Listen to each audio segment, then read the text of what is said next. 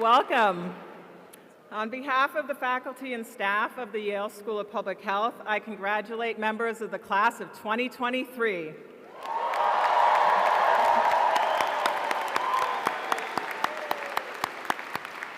We are gathered to celebrate your achievements and acknowledge this graduation milestone. My colleagues and I welcome, thank, and congratulate all of you who played a critical role in shaping the aspirations of all of our graduates of the Yale School of Public Health and contributed to your success. These special people extend well beyond Yale, most notably including your parents, guardians, your role models, your siblings, your grandparents, your extended family and friends, and for some of you, your spouses and partners. We want to thank all of you who have made possible the academic and life journeys of our graduates, families and friends of our graduates, donors who've contributed funds for scholarships and internships. Please accept our heartfelt gratitude as we pause to applaud your contributions to our YSPH graduates. Woo!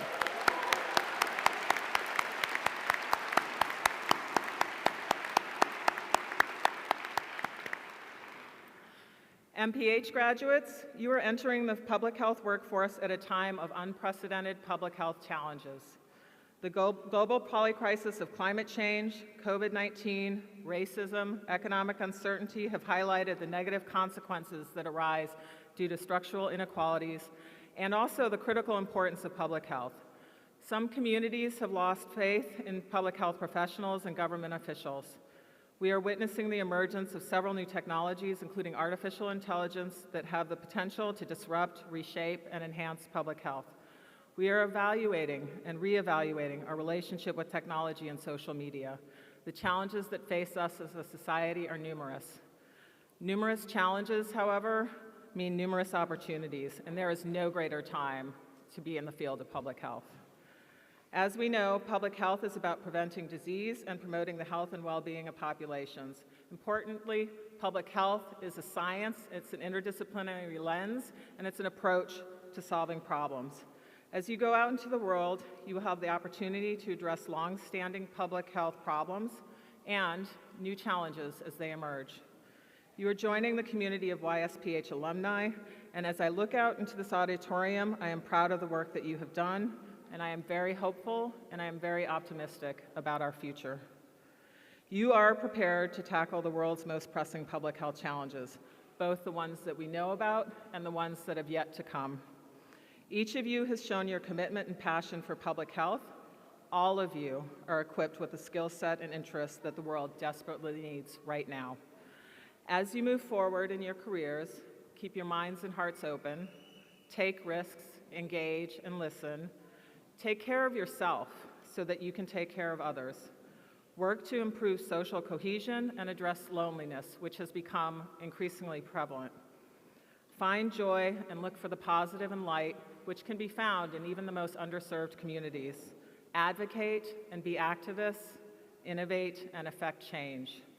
Serving as interim dean this past year has been one of the greatest privileges of my career. I and the rest of the faculty have been honored to celebrate, collaborate, teach, learn, and practice public health with you. You are the present and future of our field. It now gives me great pleasure to introduce Nushiar Panapur Aslami, who has been chosen by his peers to deliver this year's student address. Prior coming to YSPH, Nushiar completed his undergraduate at the University of Washington in both chemistry and biochemistry. While there, he worked in social determinants of health research at Harborview Medical Center, working primarily with the homeless population of Seattle. While at Yale, Nushiar had been part of the health policy department. He worked with the Yale New Haven Emergency Department as a research assistant, helping to enroll patients with opioid use disorder in a Suboxone clinical trial.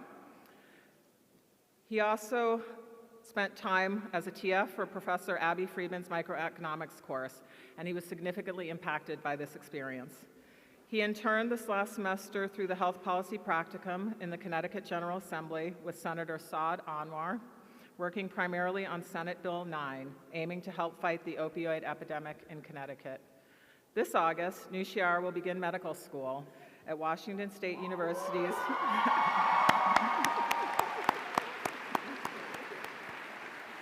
At Washington State University's Elson S. Floyd College of Medicine, it is an honor and a delight to invite to the podium our 2023 student speaker, Nushyar Panapur Aslami.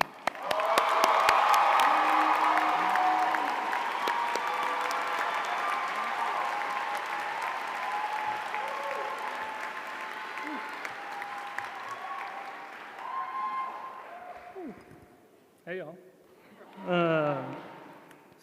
Hello, distinguished faculty, family members, graduates, my parents. As I stand here among you all, I'm reminded of the main reason that I, and perhaps many of you, chose this program, the small class size. That first semester seemed so long ago when somewhere around 350 of us piled into the Harkness Auditorium, fully unaware that our biostats professor was actually a master of the art of doodling and motivational speaking. We followed that by pretending that epidemiology wasn't just math for 4 months straight. Then we spent hours reading and writing for health policy, only to look at our work and wonder if we used the word trade-off frequently enough to make Professor Hockenberry proud. Then in social justice, we embraced feeling uncomfortable, some in talking about deeply personal experiences, and others out of an equally deep fear of being canceled. Then we broke apart and all went to our separate departments. With so many people here, I figured I would use part of this speech to explain the various departments of YSBH to perhaps mitigate some of the questions you will all get at dinner. After the first semester, we all went to pursue our specific degrees in our own departments.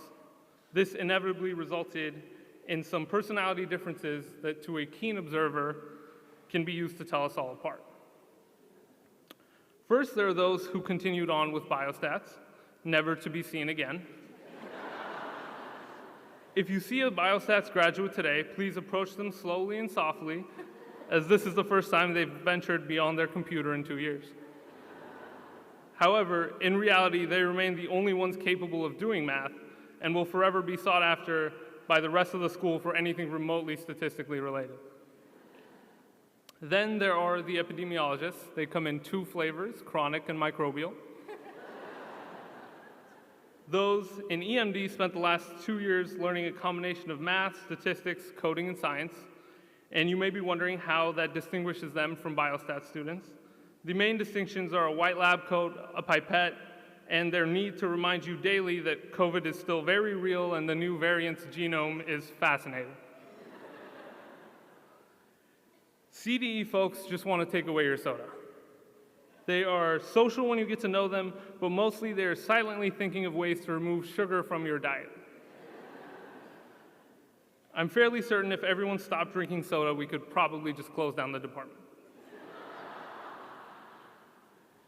Next are the environmental health folks. EHS as a department is the prime example of the bystander effect.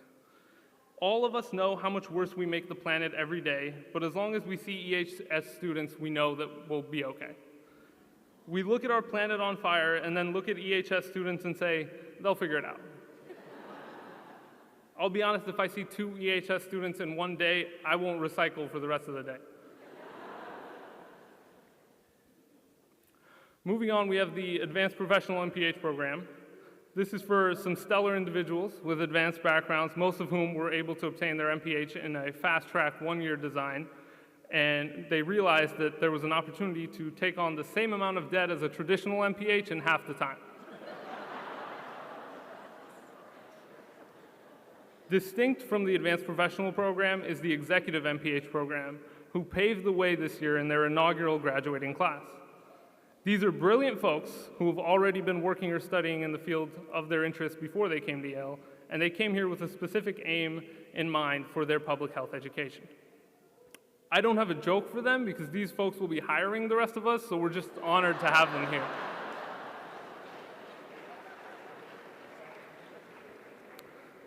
The SBS department, or Social and Behavioral Sciences department,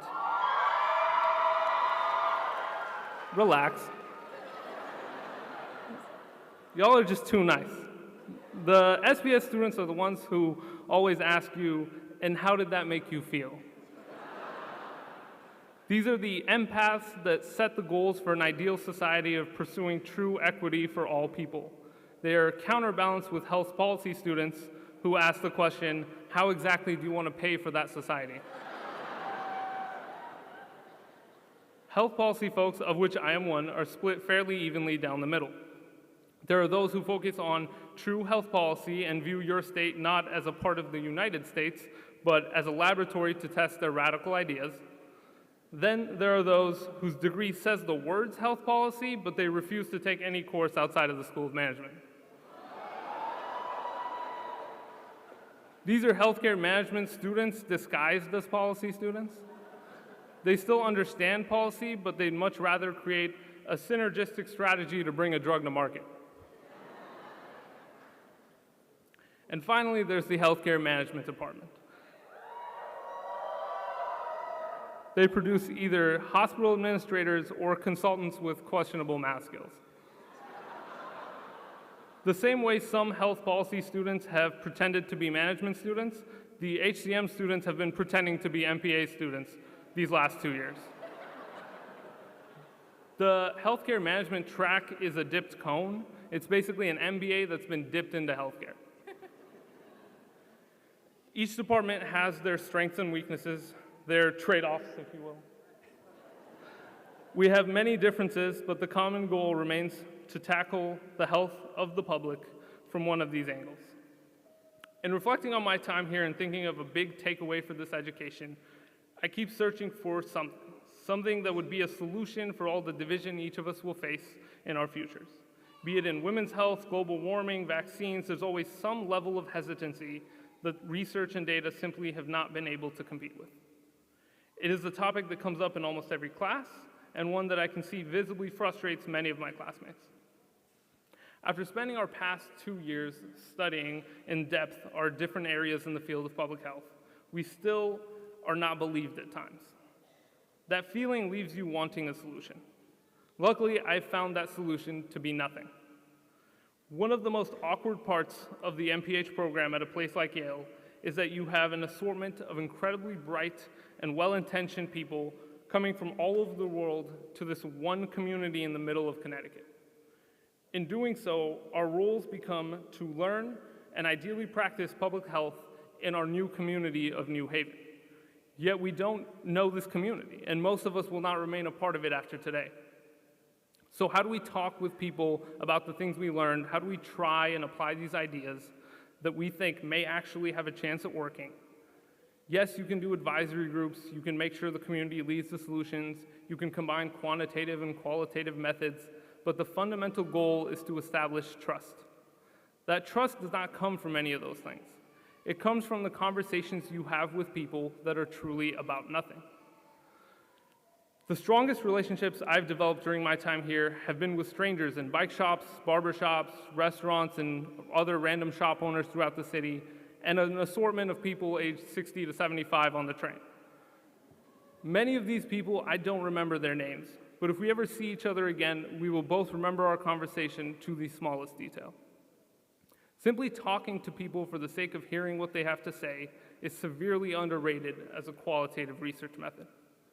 Getting to know people for who they are before trying to sell them on the next big thing in public health is how we will overcome the many barriers of misinformation that will be presented to us moving forward. It's also perhaps the skill we've practiced most during our time here. We may not have gotten to know every single classmate, but those that we did have resulted in deeper connections that will hopefully last beyond New Haven. I hope you all know how much our interactions with one another will fuel the work that is to come. It's amazing to think that random conversations had in the basement of LEPH or in the study rooms of 47 College will translate into new approaches for hospital administration, new genomic research, a new vaccine, or something that might just make a community a little bit healthier or safer.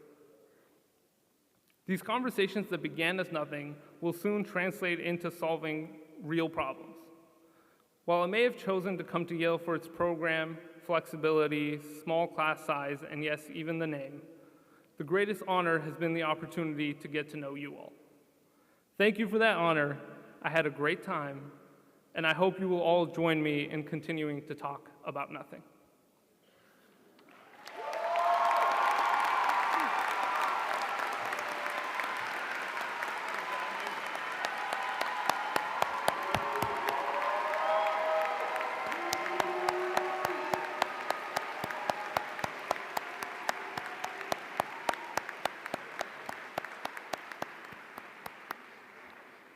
Thank you, that was great.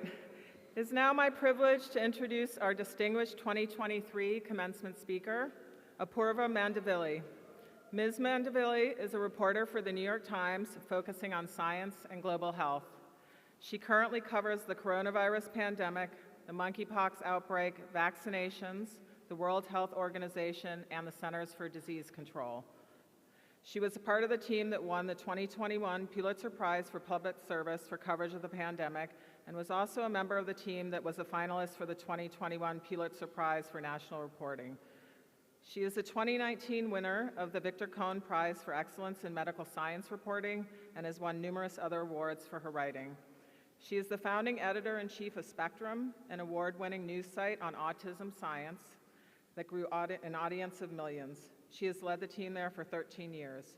She joined the New York Times in May 2020 after 2 years as a regular contributor. Her work has been published in The Atlantic, Slate, The New Yorker Online, and the Anthology of the Best American Science and Nature Writing. She co-founded Culture Dish, an organization dedicated to enhancing diversity in science journalism, and she was the founding chair of the Diversity Committee for the National Association of Science Writers. Ms. Mandavilli has a Master's of Arts degree in journalism from New York University and a Master of Science degree in biochemistry from the University of Wisconsin-Madison. Graduates, faculty, staff, and families, it is my pleasure to introduce Apoorva Mandavilli.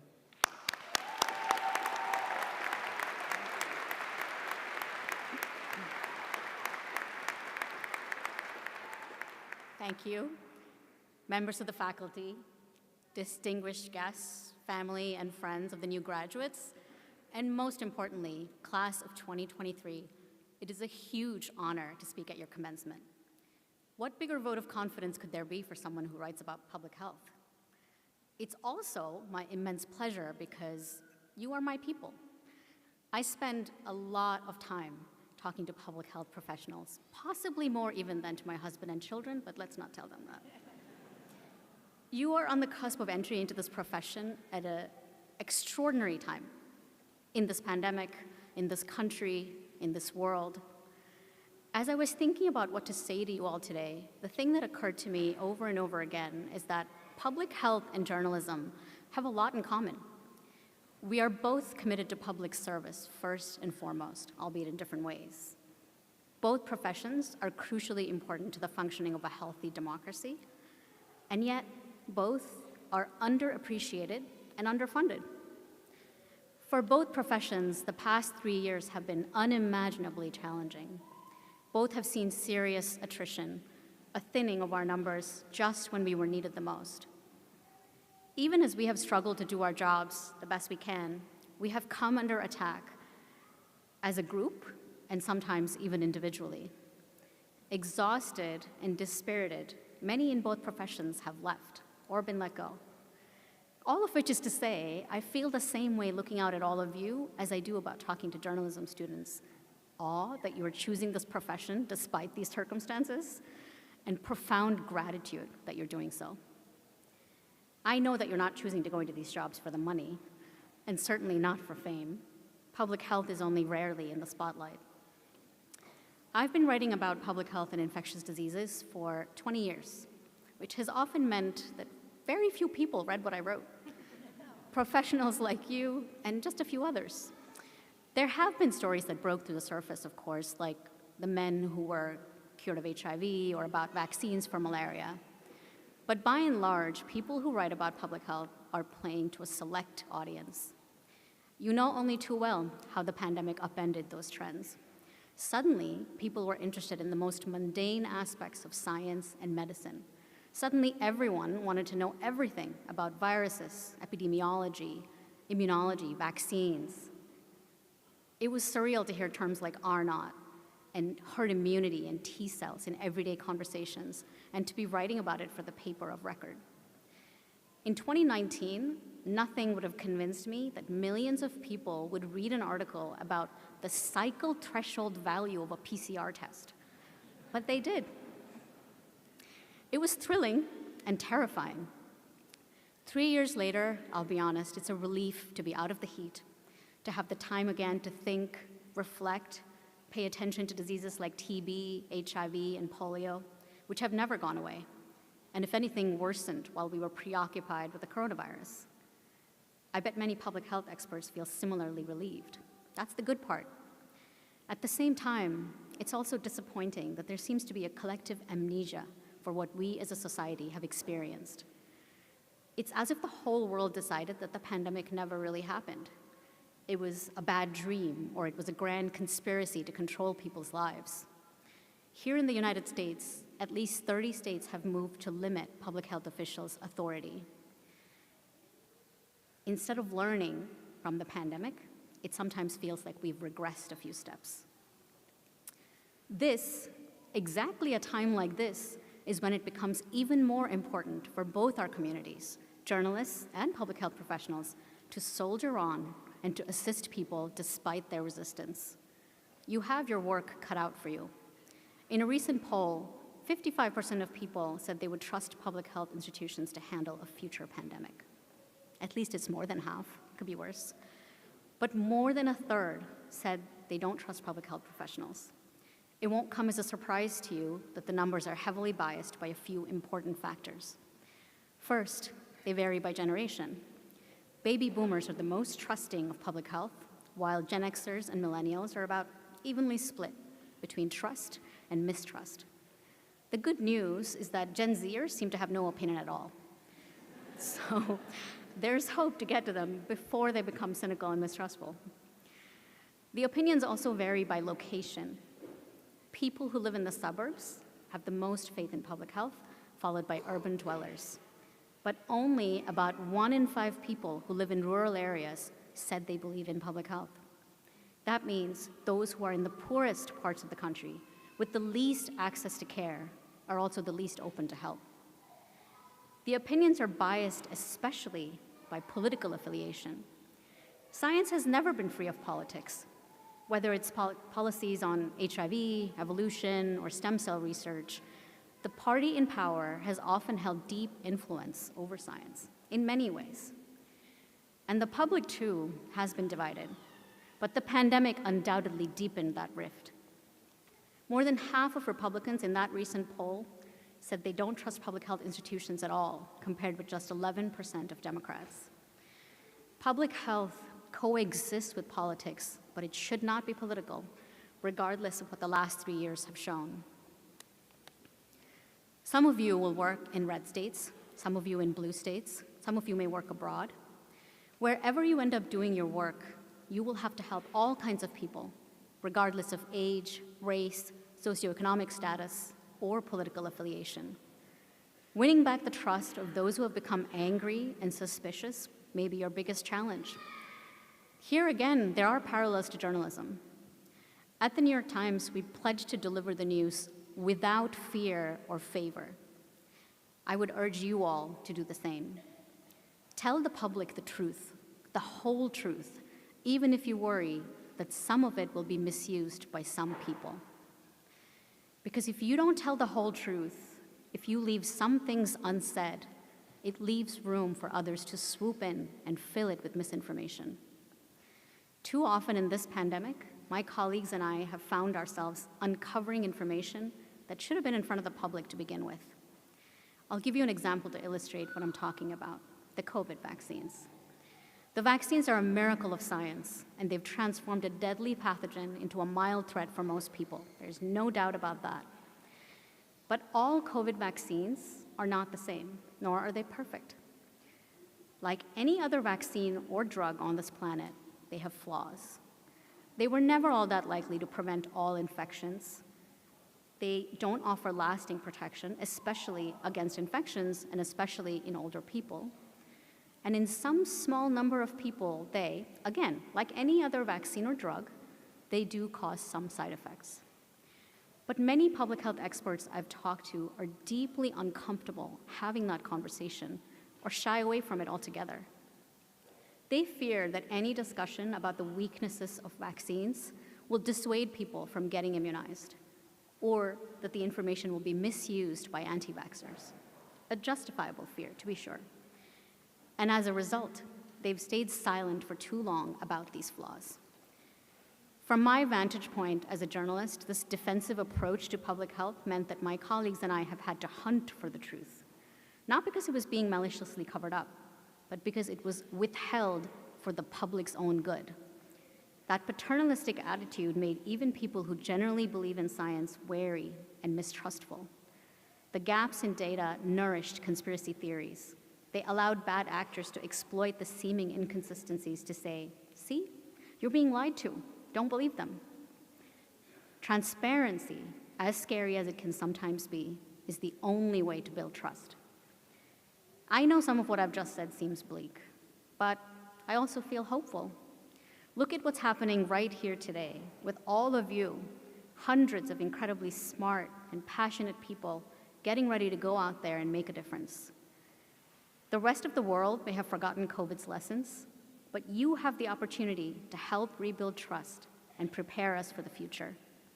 Of course, the work ahead of you will not be easy. I've gathered from the hundreds of experts I've talked to over the years that it is hard, intense, and often thankless, but it's also rewarding and essential. This country and this world need you, your intelligence, your compassion, and your dedication to public service. In my experience, public health people are among the most driven to help others and to make the world a better place. I am thrilled to welcome you to their ranks. Thank you again for the great honor of speaking to you today. Congratulations to you, to your families, and your loved ones.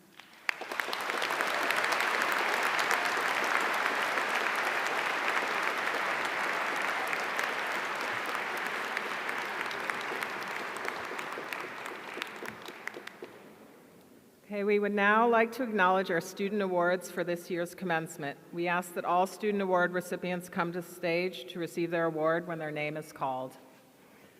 The faculty and I commend all of you for excellence of your theses and capstone projects. It is my great pleasure to acknowledge the 2023 recipients of the Dean's Prize for Outstanding MPH Thesis, the Wilbur G. Downs Outstanding Thesis Prize in International Health, and the Outstanding MPH Thesis Prize in Health Equity.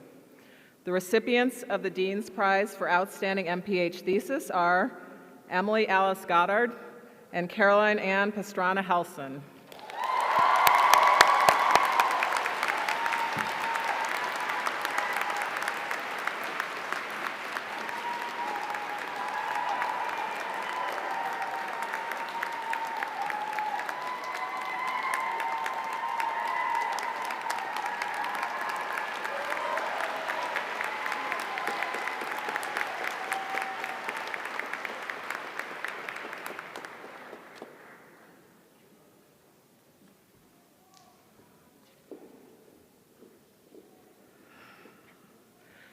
The recipient of the Wilbur G. Downs Outstanding Thesis Prize in International Health is Savannah Sammy Sunflower Randy.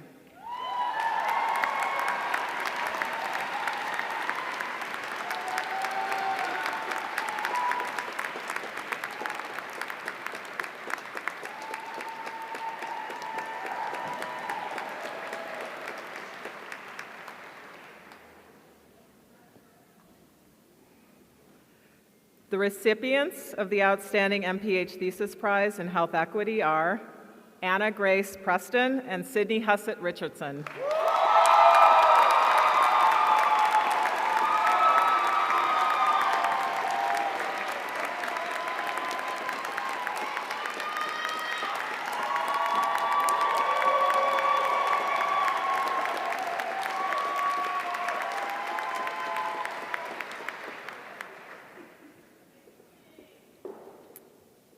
The Henry J. Chauncey Jr. Inspiration Award was established in recognition of Mr. Sam Chauncey, who developed our program in healthcare management and fostered its close collaboration with the Yale School of Management. A former secretary of the university and distinguished member of the Yale and New Haven communities, Sam has been both an agent of change and a dear friend of YSPH. This award was initiated by the Health Management Program class of 1999 and is now sponsored by the school. It is given to the graduating health management student who most exemplifies innovation, integrity, leadership, and community service. This year's recipient of the Chauncey Award is Jacob Michael Eisner.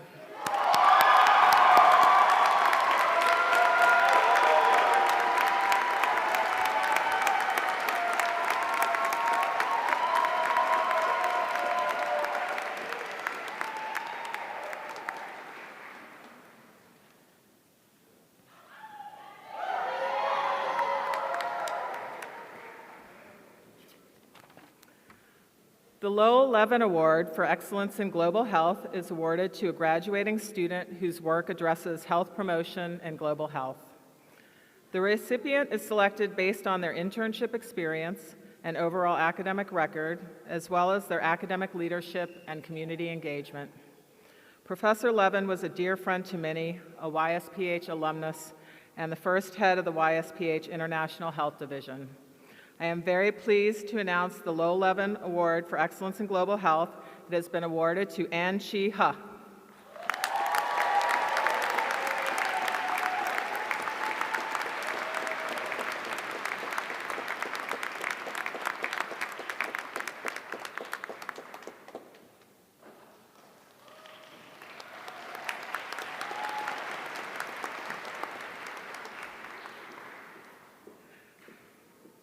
Our annual YSPH Student Award for Outstanding Contributions to Advancing Belonging,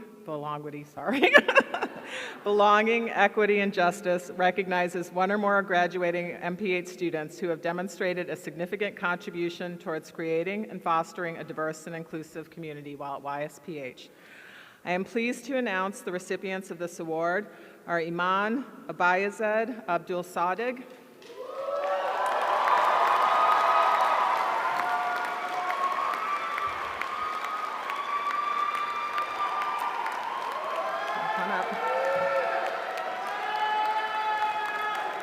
Naseem Ashford,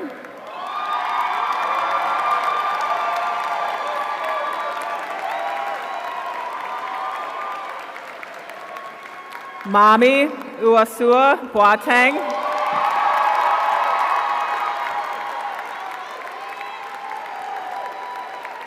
and Mukund Vishwa C. Desi Butler.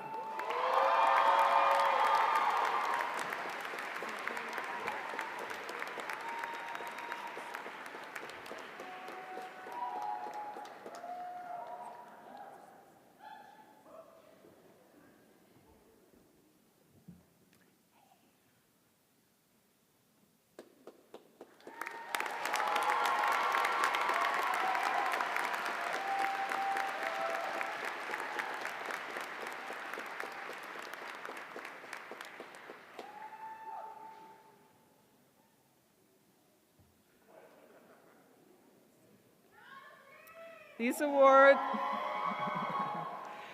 award recipients were recognized for creating community and implementing programs to help bring students together. They did significant work in organizing efforts to increase a sense of inclusion and belonging for students at YSPH through a range of activities such as supporting recruitment efforts and organizing student events. We would now like to acknowledge our teaching awards for this year's commencement. We ask that all teaching award recipients come to the stage to receive their award when their name is called. The YSPH Teaching Award recognizes a student who demonstrates outstanding performance as a teaching fellow and promise as a future leader. The recipient of the 2023 Teaching Fellow Award is Sarah Meagle.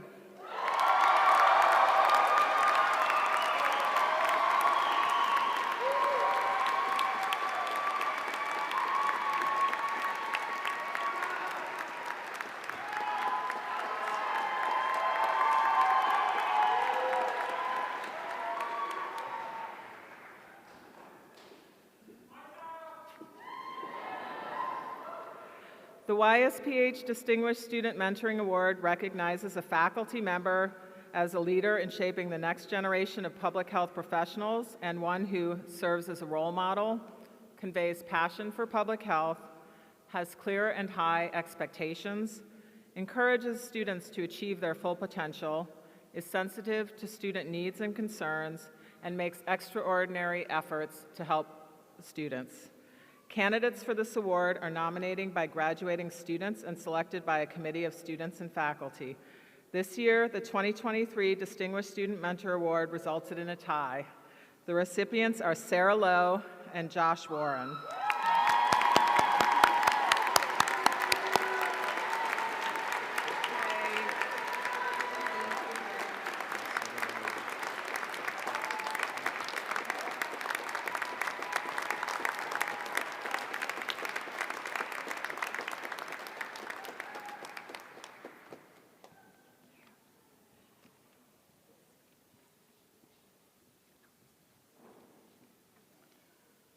The Distinguished Teaching Award, also called the Teacher of the Year Award, is the school's highest honor to its faculty, bestowed by its graduating students.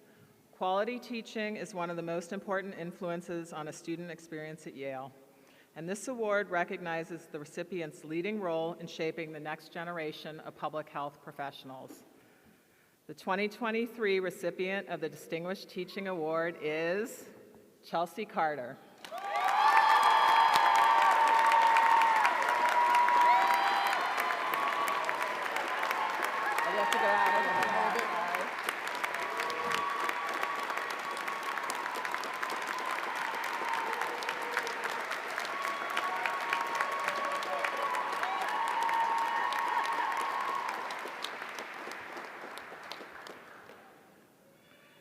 Sarah Meagle, Sarah Lowe, Josh Warren, and Chelsea Carter will have their names inscribed on the awards wall on the first floor teaching area at 60 College Street.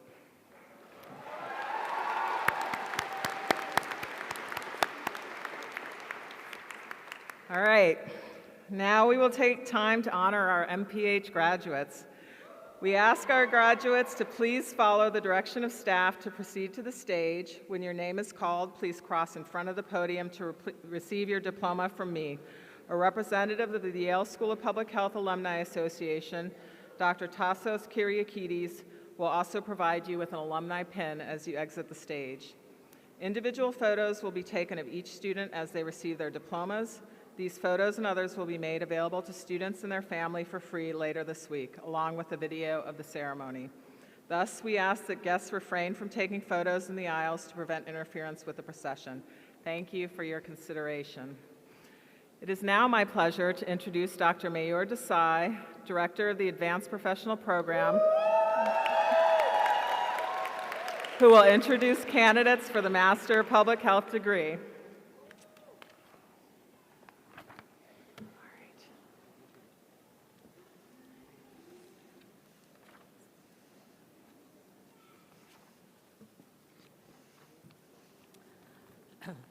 Mark Evan Abraham.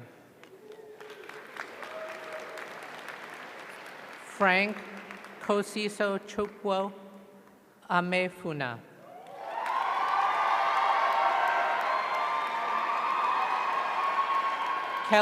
Kelvin Iram Amenyador.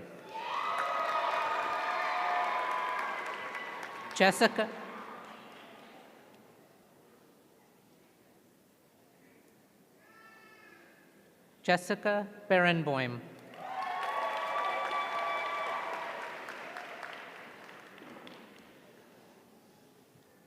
Arushi Baveja.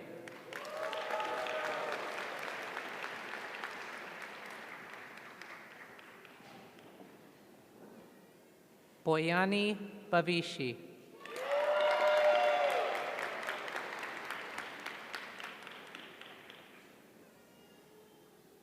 Anika Ashok Barwani.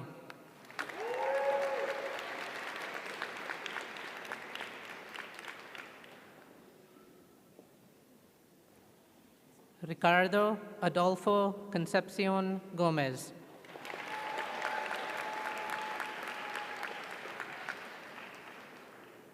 Cassandra Kathleen Crifasi.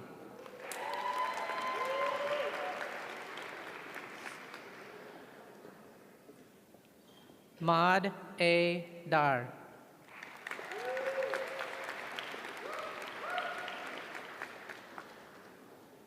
Carolyn Rita Dumont.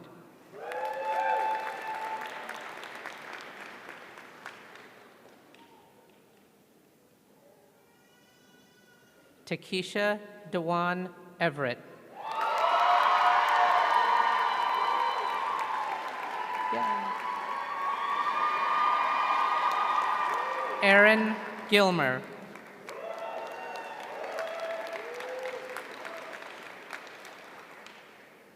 Mark William Hosefar.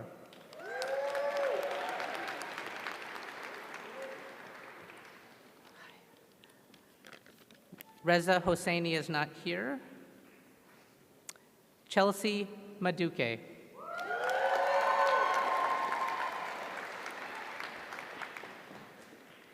Amira McCutcheon.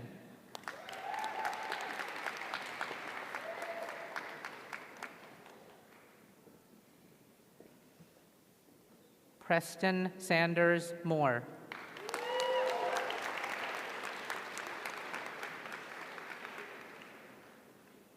Nirupama Natarajan.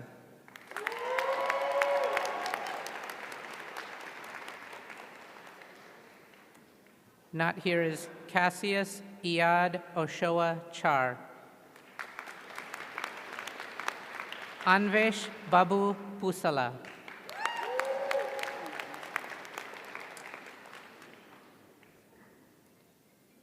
Konstantin Radu.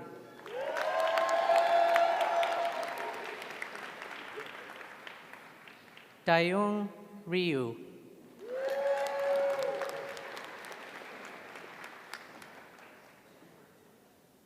Maria Socorro Santos.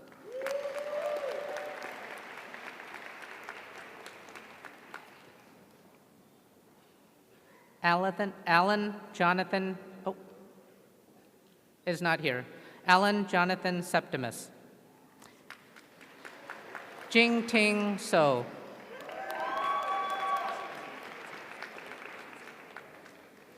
Not here is Stuart L. Steinman. Oh, Alan.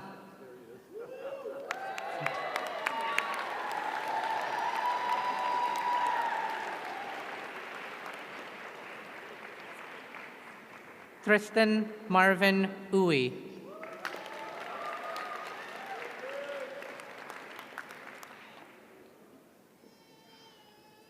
Jeffrey Allen Vernon.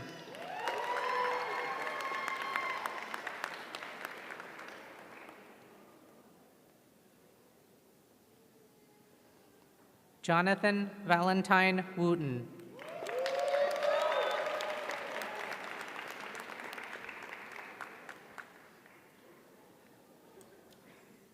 Bo Yi Young and Baby Haven.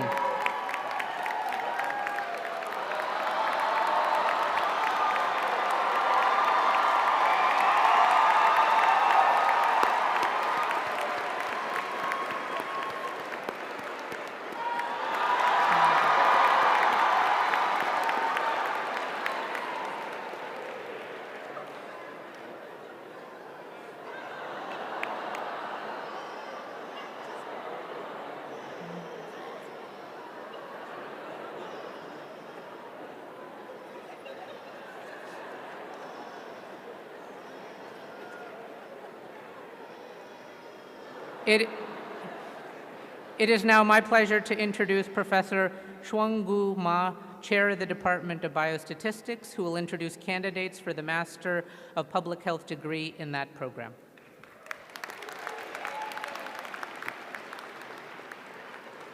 Thank you. For Master of Public Health in Biostatistics, Shi Chen.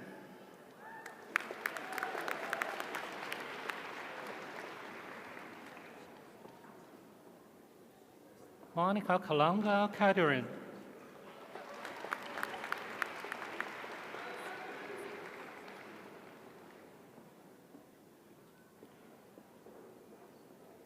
Jiayue Gu.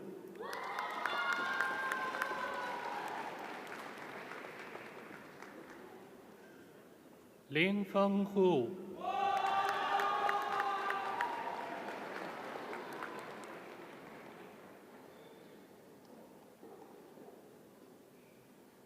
易阳家、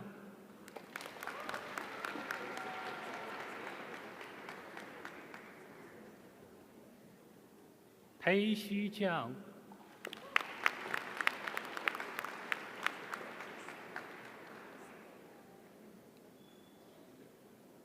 泽英浪、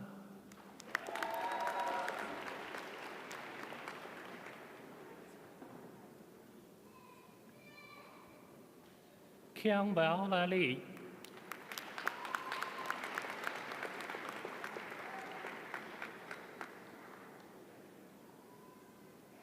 恒建立、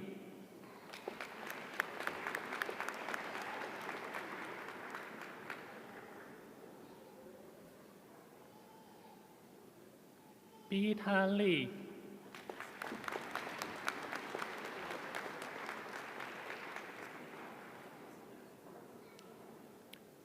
易明利、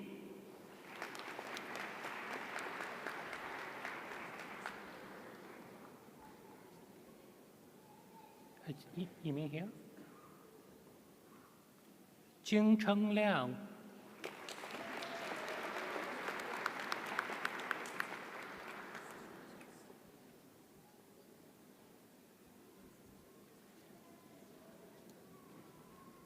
易汉六、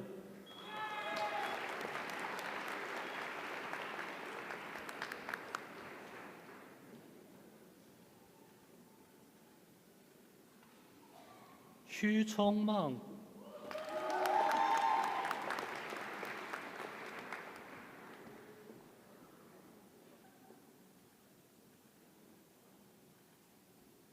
贾成义、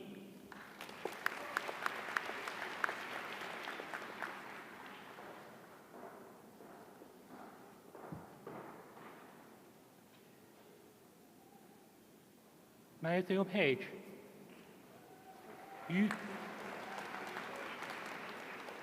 于杰桥、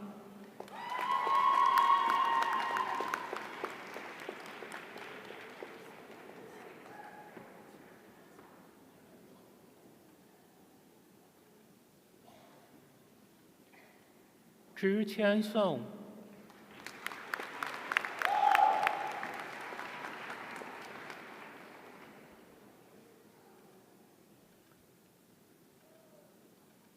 若汉旺、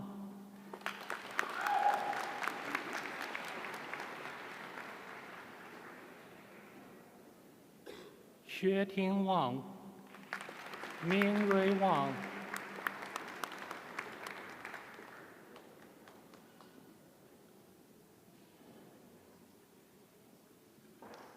那廷旺、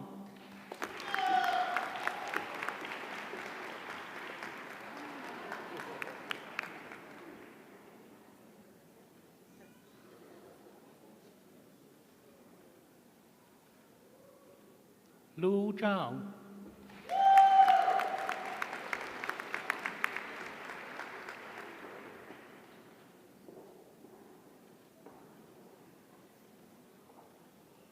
田耀章、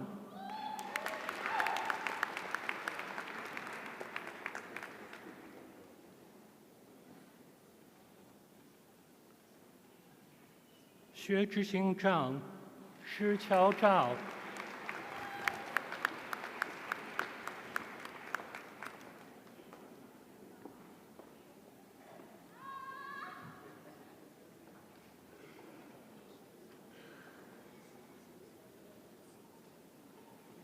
It's now my pleasure to introduce Dr. Judy Lickman, Chair of the Department of Chronic Disease Epidemiology, who will introduce the candidates for the Master of Public Health degree in that program.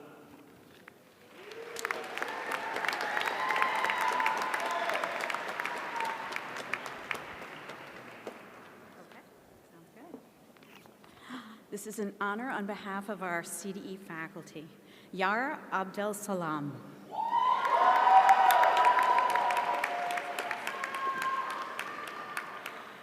Swarli Yugeshwar Atri.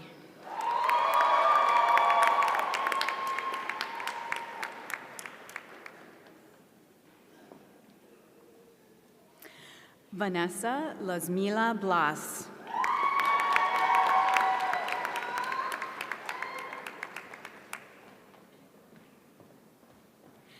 Taylor Choi.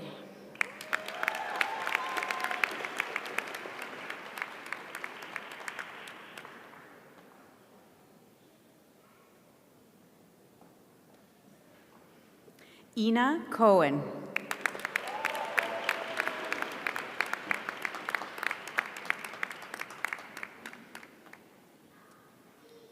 Not here, but I'll read Marianne Rebstock Cosgrove. Daniel Dabila.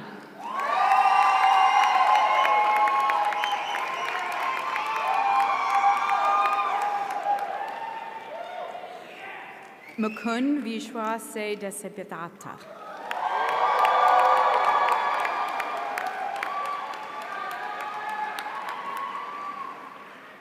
Cassie Dew.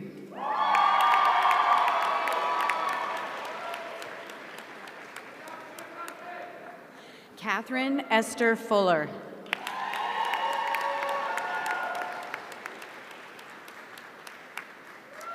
Anne Lyon Havlick.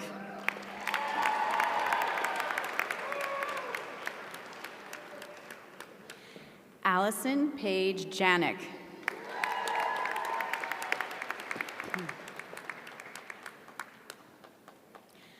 Farah Jung.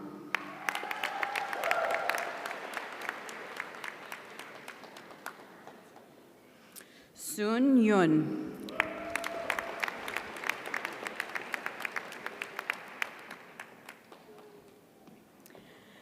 Namuna Jerumt.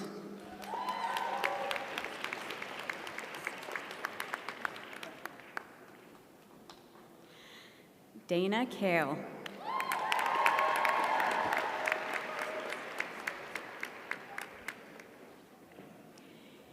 Hee Sun Kim.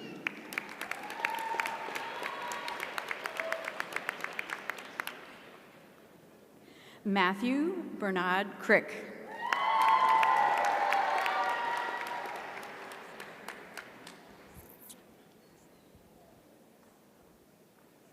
Lauren Ray Laudermilk.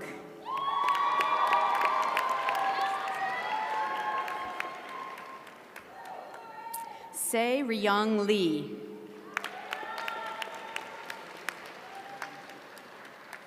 Stephanie Lee.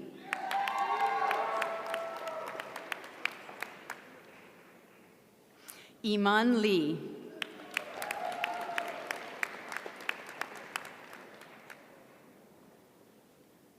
Wenxin Yan.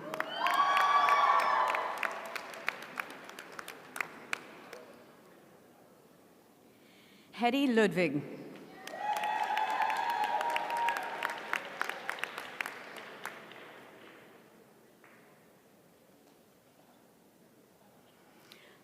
Ala Mansour.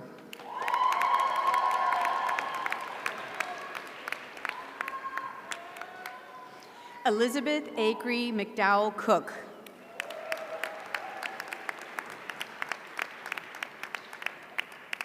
Tamra Dorothy Matha.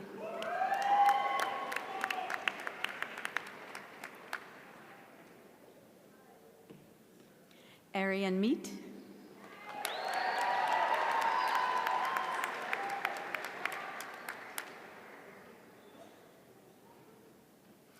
Madison Jewel Novosel.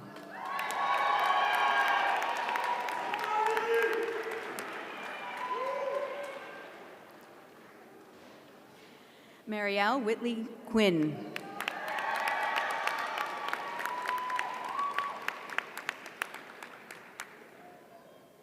Nikita Reyna.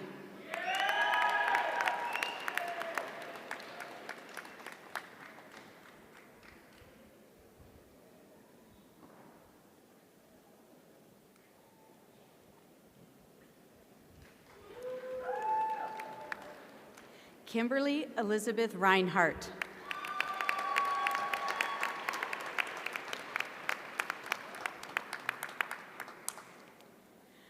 Olivia Marie Rua.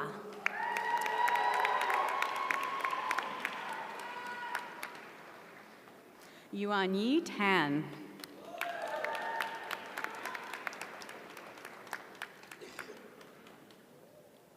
Wenya Tien.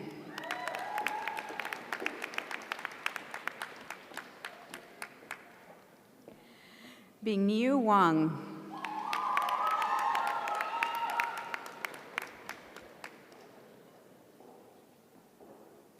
Maya Marina Wilcox.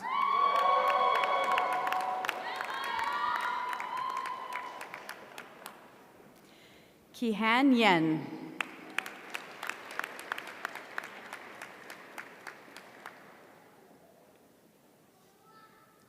Yishe Young.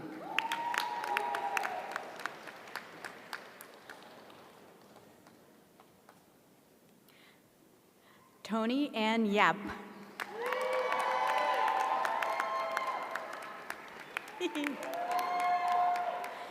Sinji Zhang.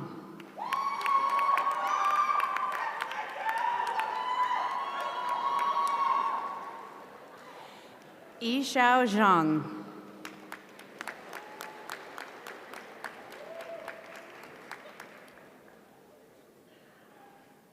Eileen Zhu.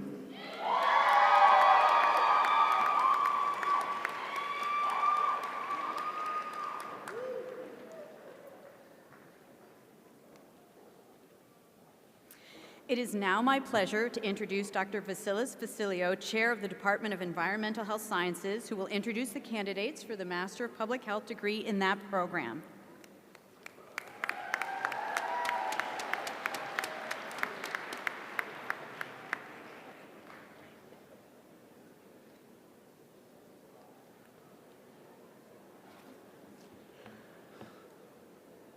Matthew DeVito.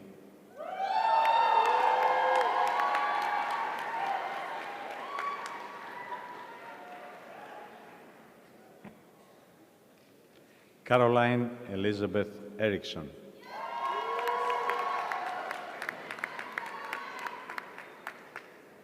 Claire Latern-Dreschi.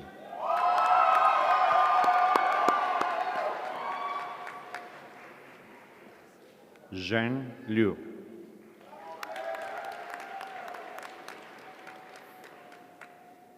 Miran Lopez Lascureri.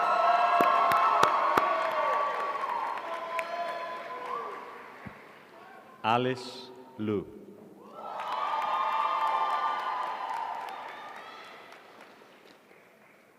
Fintan Monet.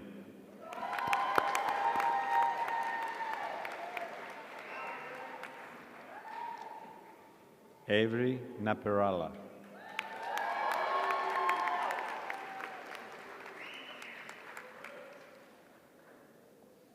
Alexandra P. Richmond.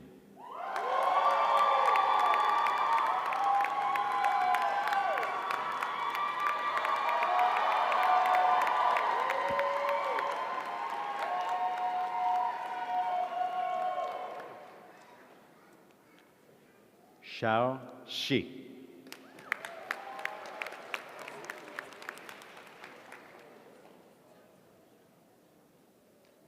Timothy Gary Scalaban.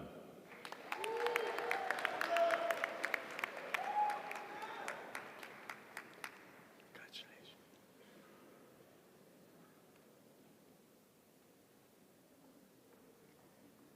Julia Freya Schwetman.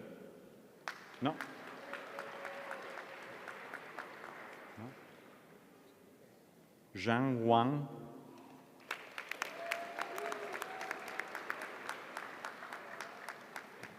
Wei Shi Hu.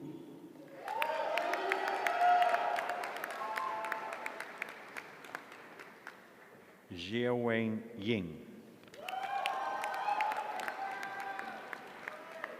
And now it's my pleasure to call Michael Capello, Chair of the Department of Environmental Epidemiology and Microbial Diseases, who will introduce the candidates for the Master of Public Health degree in that program.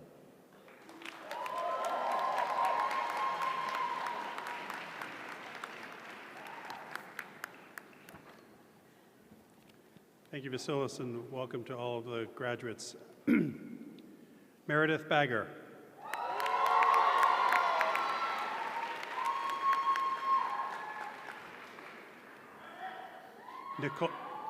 Nicole Marie Bramlett.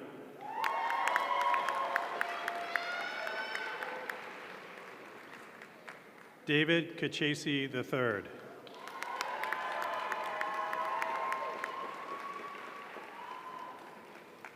Nicholas Chen.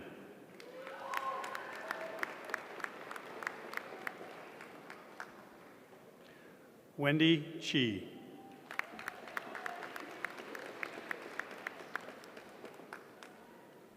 Rachel Elizabeth Davis.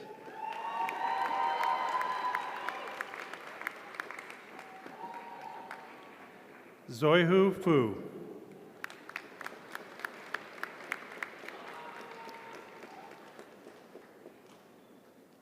Ariel Kamener Hazi.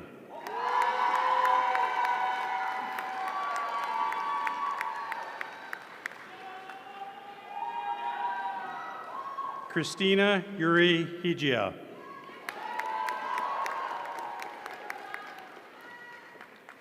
Lydia Holtgrava.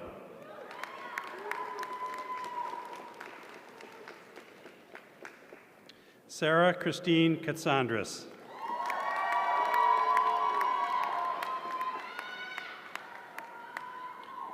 Jin Hee Kim.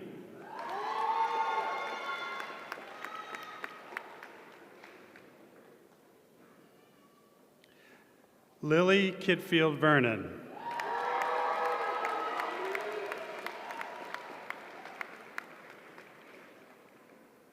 Helena Hojong Kwan.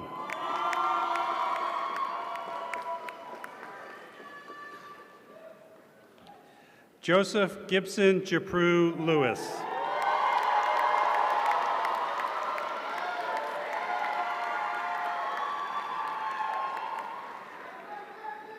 Lin Yang Lee.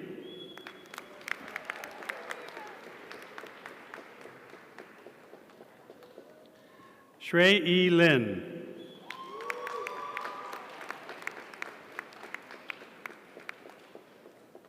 Hannah Liot Litwack.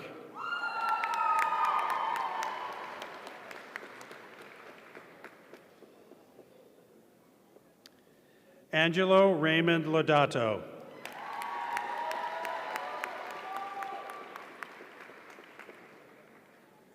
Fatima Maiga.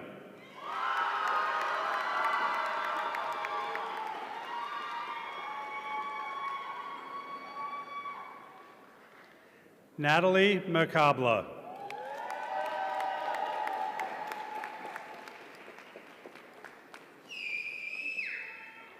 Brett Martini.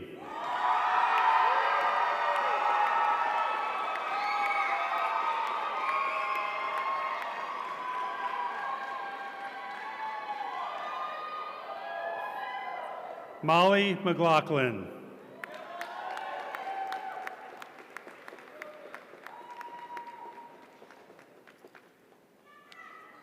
Adeline Lee Morris.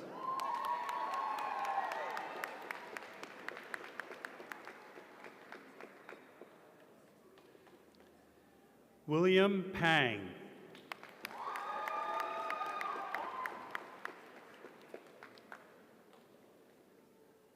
Kian Pham.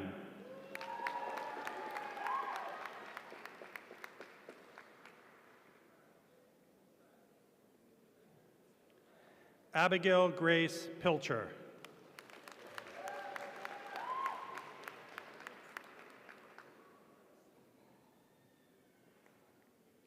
Anher Pinky.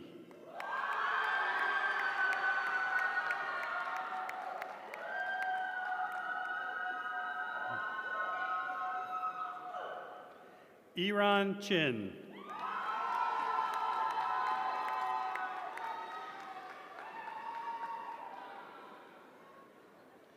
Savannah Sammy Sunflower Randy.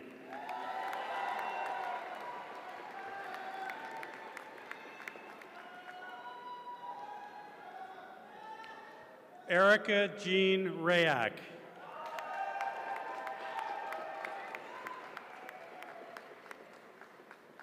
Sakina Erica Reams.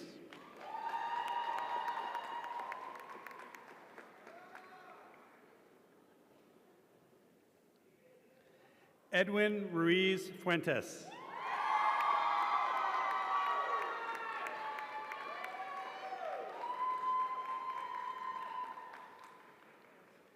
Sydney Steele.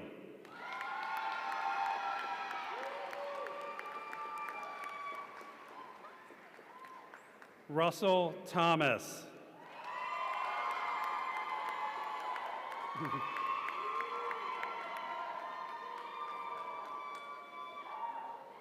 Emily Tobick.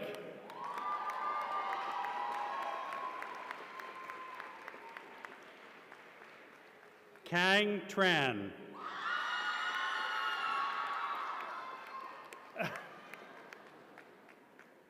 Kevin Zhao.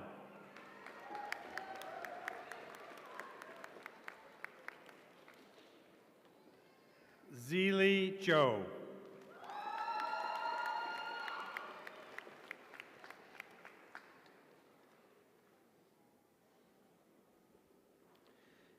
It is now my pleasure to introduce Dr. Martin Klein, Director of the Executive MPH Program, who will introduce the candidates for the Master of Public Health degree in that program. Thank you.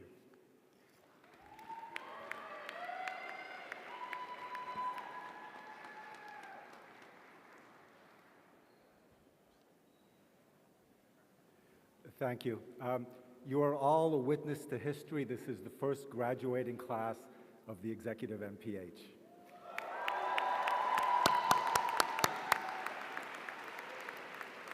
Emily Claire Baltus.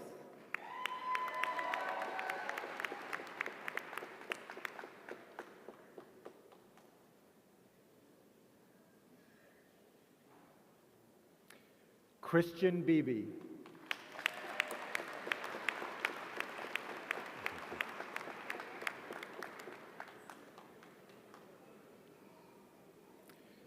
Jeffrey Benyakar.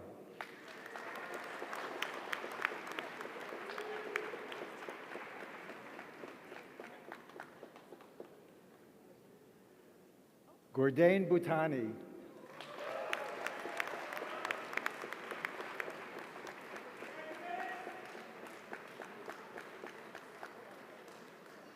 Stephanie Bittner.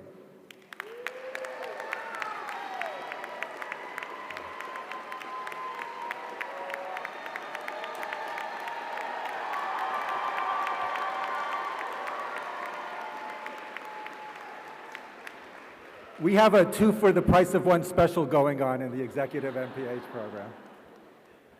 Amy Marie Canfield.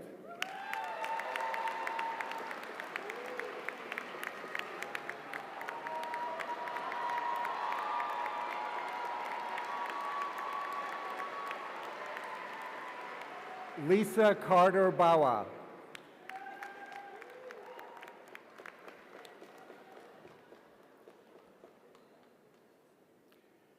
Samir Chandan.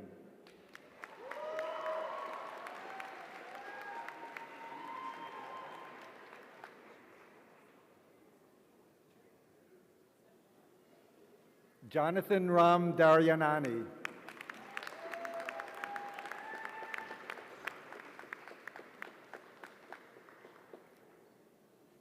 Paola Damasi Sanjuro.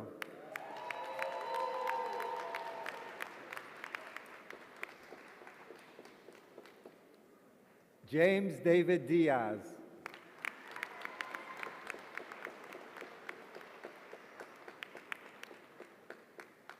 Edwige Dea Jassa.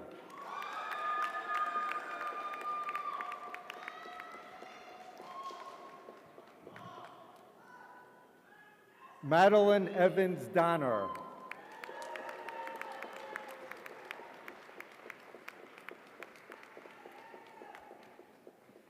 Ari Frankel. Mary Beth Giacomo.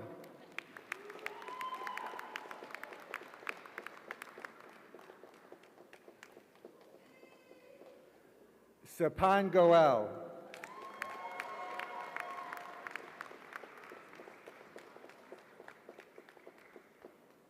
Thomas Edward Hayden.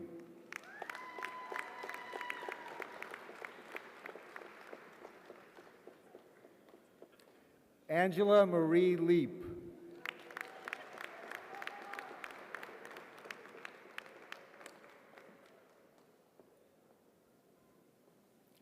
James Sing Si Lee.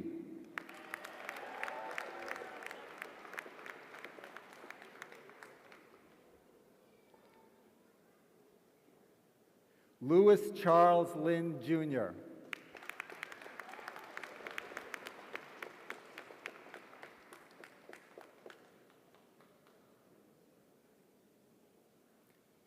David Mandelbaum.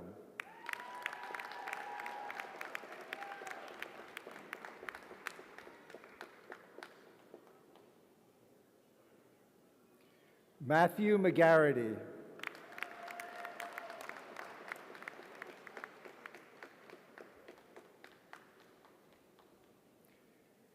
Shaluja Mittal.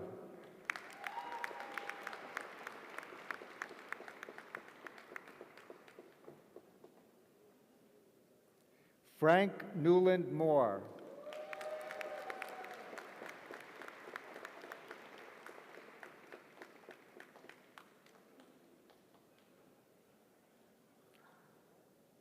Owen Moss.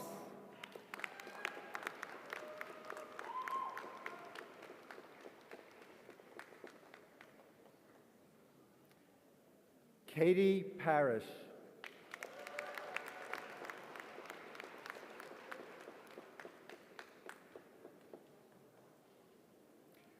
Catherine Rebecca Pearson.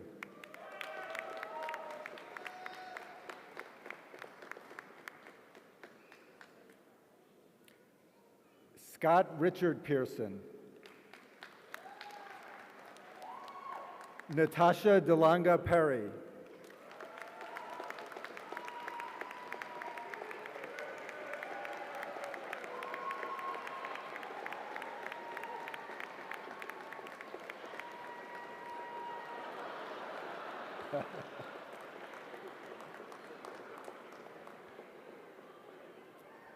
Bin Tai Fung.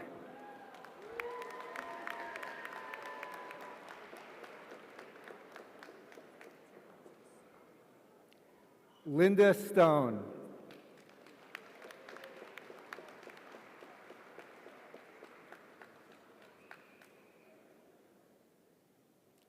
Kylie L. Tanabe.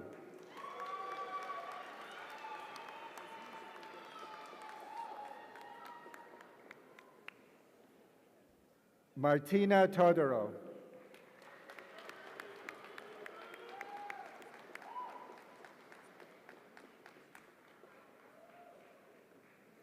Tim Tran.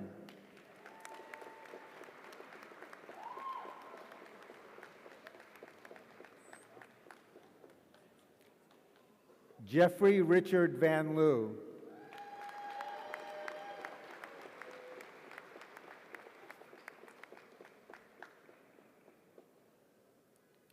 Ronaldo Guayarama Varian.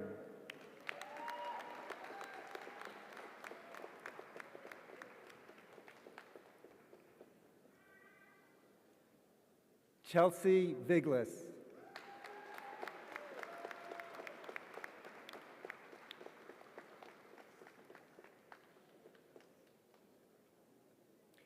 It is now my pleasure to introduce Dr. Howard Foreman, Director of the Health Care.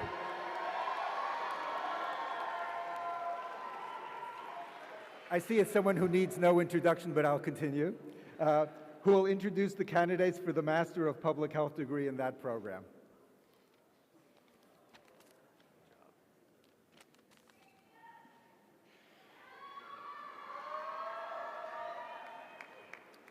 Priyanka Agrawal.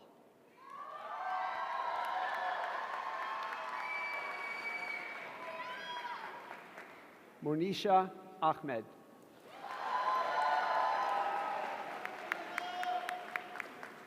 Nicholas Alaferis.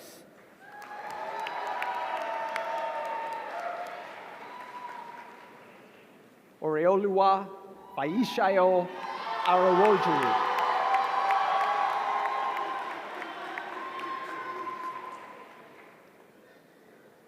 Shireen Asif.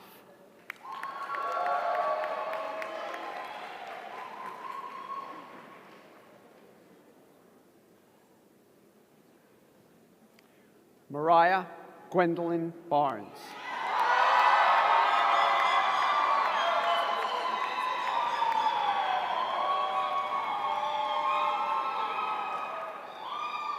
Jack J. Barsodi.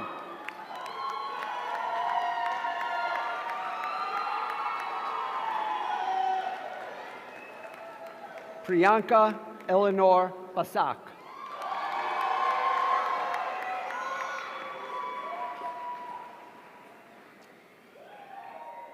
Rubrest Tesfaye Bekele.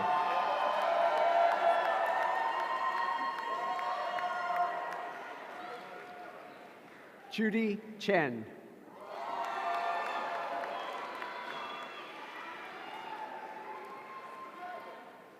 Deanna Chor.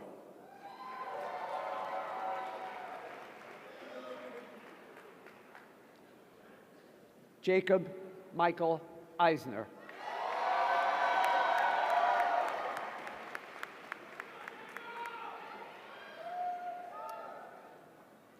Iridian Yolanda Estrada Ramos.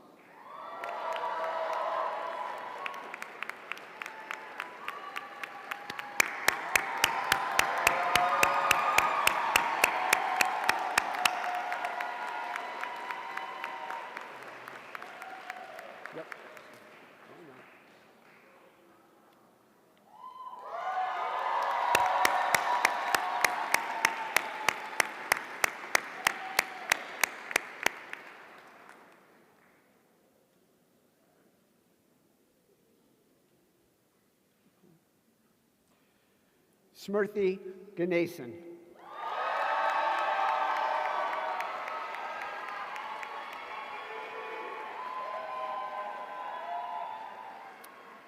Shu Fei Gao.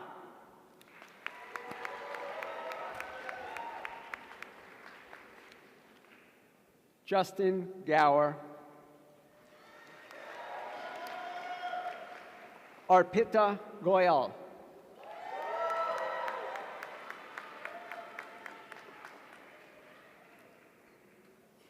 Nicholas Hayes.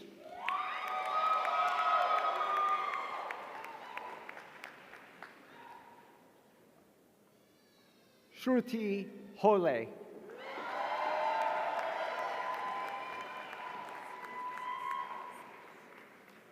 Kara Hyun Her.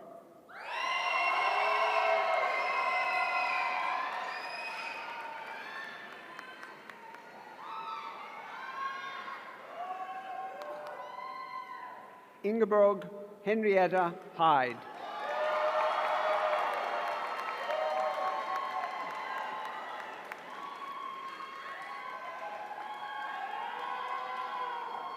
Alexandra Maria Ivanova.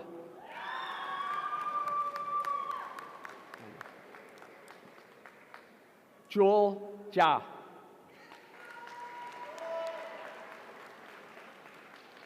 Lily Carolyn Johnson.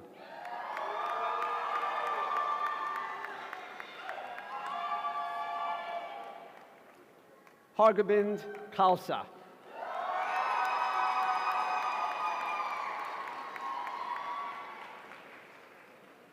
Daniel Knupp.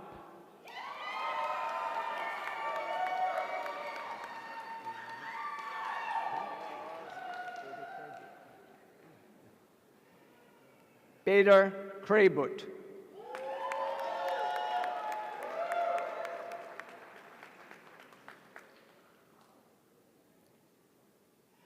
Aishwarya Sangam Kurade.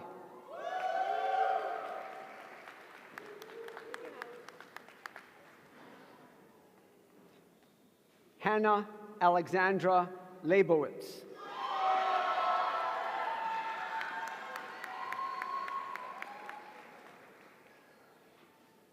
Michelle Tingyu Lin.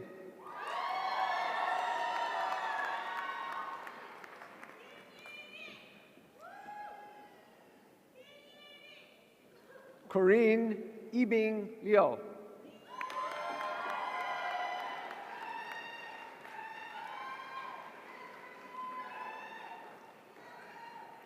Ashley Jian Liu.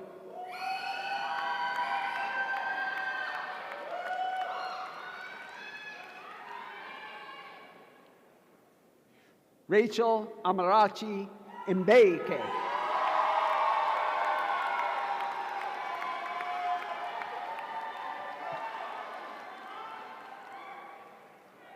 Jia Chi Mo.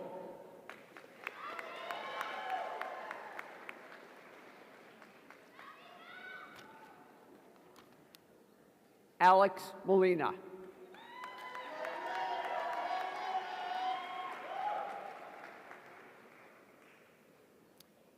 Natalie Norton.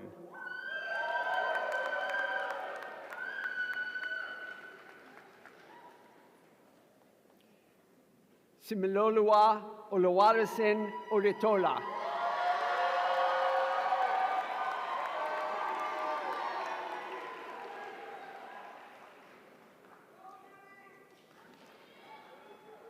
Chukwudum Chukwuemeka Okeke.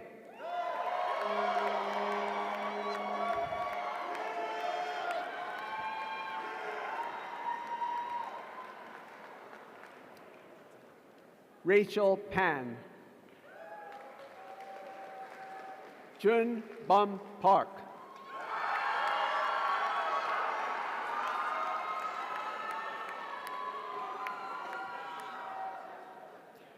Akshaya Raghu.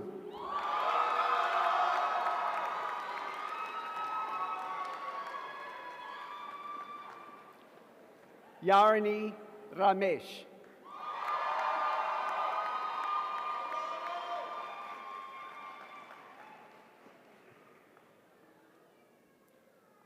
Leah Saab.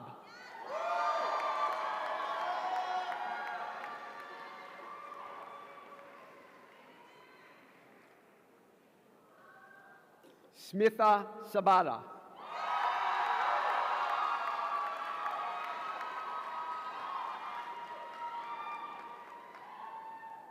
Soren Jagopal Sagi.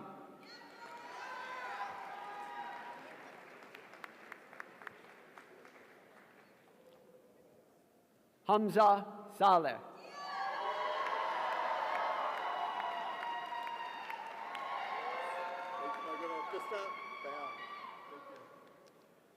Carla Victoria Sanchez Noya.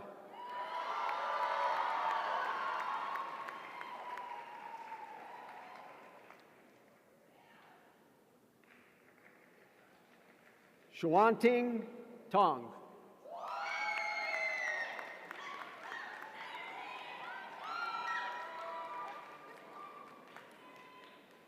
Fuen Tu.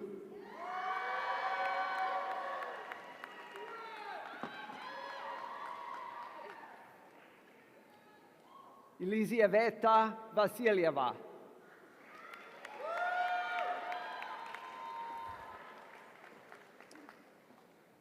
Ziwei Claire Wei.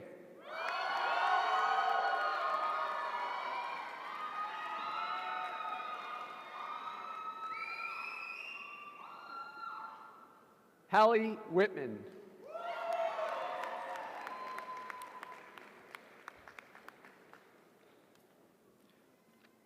Luke Wilder.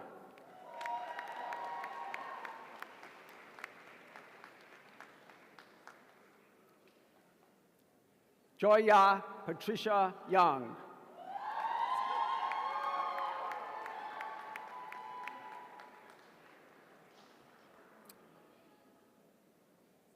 Jonathan Philip Yee.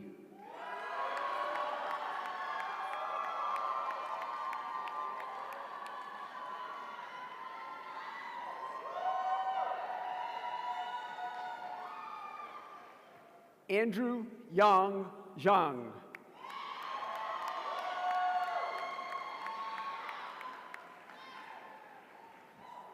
Nathan Zhang.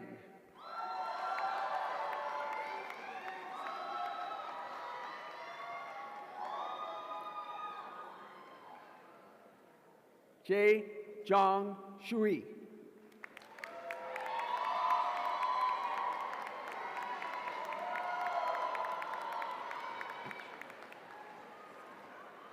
Helen Zhuo.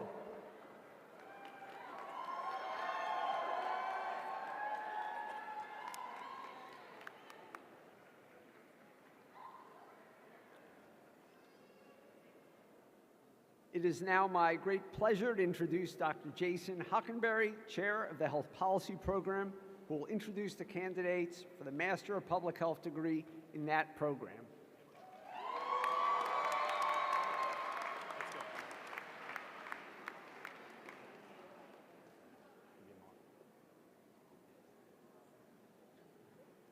Anissa Aboud.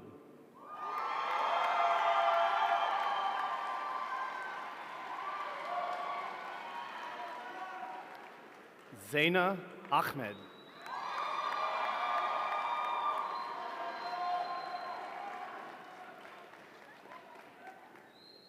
Olowatufunmi Jumi Akinwumi.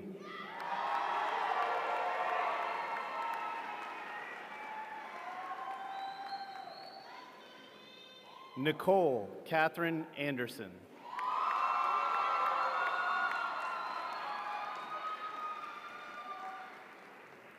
Kimberly Avril Tatenda Bako.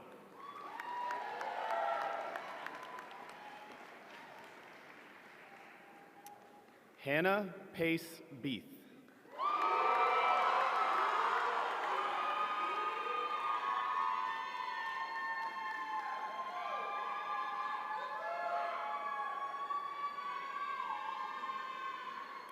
Malia Bernal.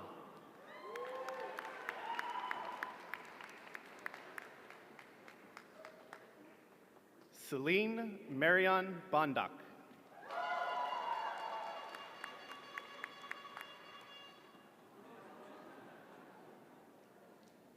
Emily Borland. L. Britton.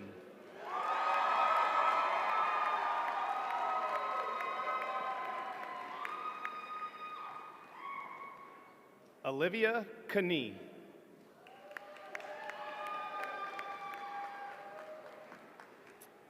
Philippa Susan Chadwick.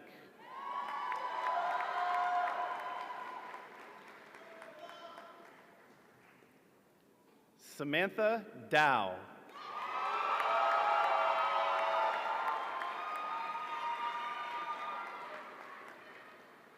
Dr. Dharmi Desai.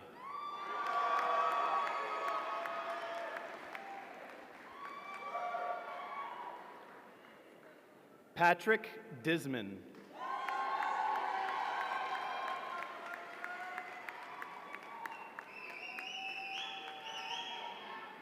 Anastasia Eberhardt.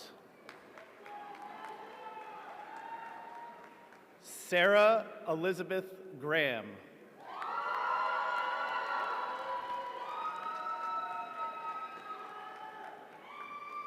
Anna Lynn Hollowell.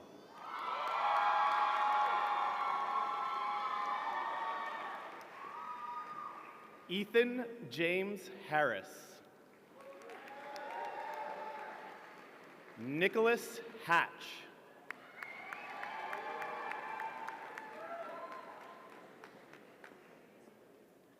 Anchi He.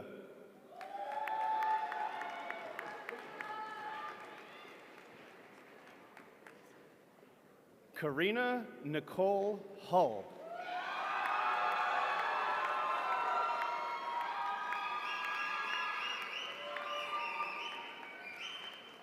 Asil Ibudala.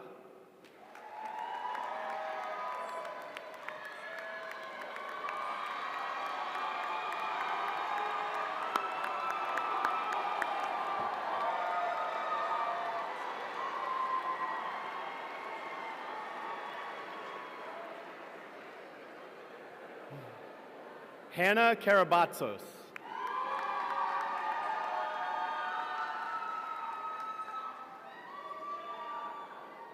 Abby Kilkai.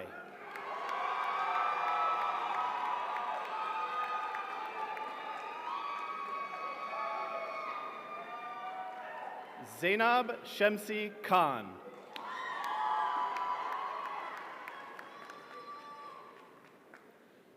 Sakshi Kushwaha.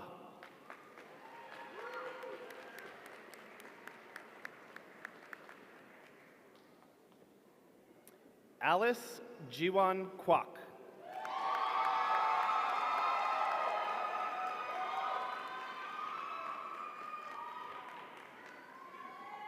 Li Ryu Liang.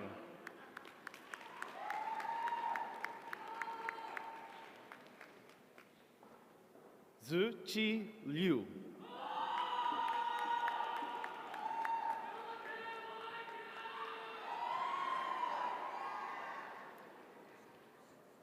Megan Leiden.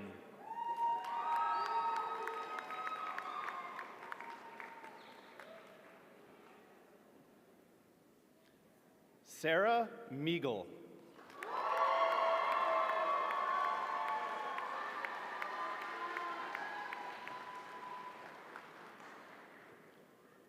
Sujana Nelakanti.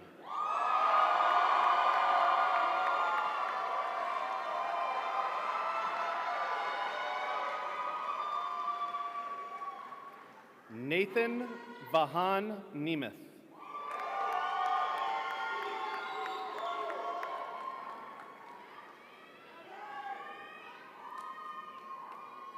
Ryan Patrick Orr.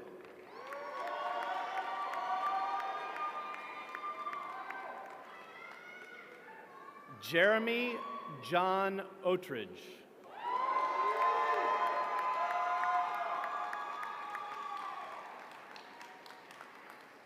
Sierra Otilia Kovelman.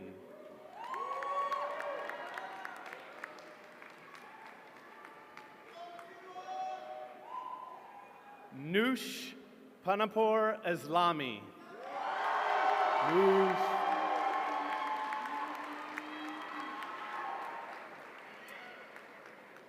Katarina Payon. Neil Jayesh Patel.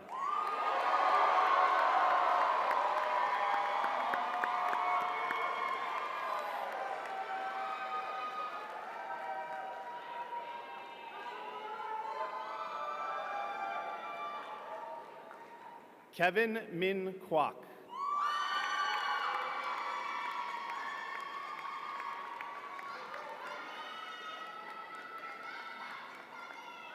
Noor Rana.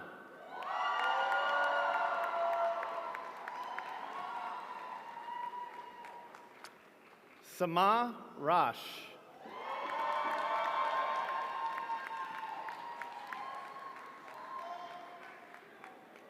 Jacob Everett Reese.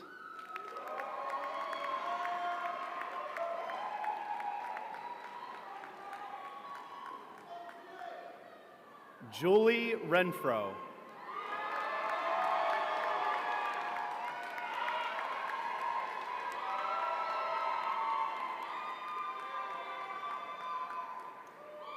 Emma Elizabeth Rutan.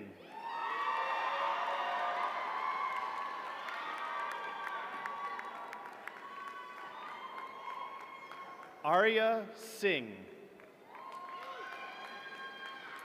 Renee Andrea Serbu.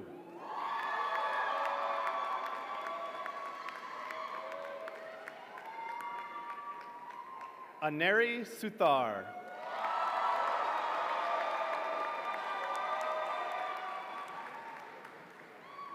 Steph Highway Tan. Congratulations. Christina Ling Tong.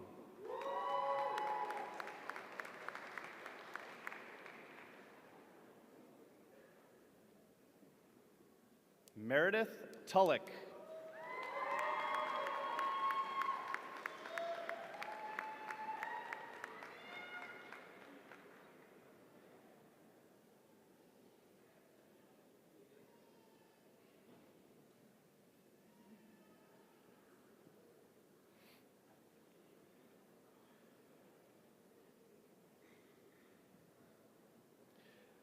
Jinpeng Wang.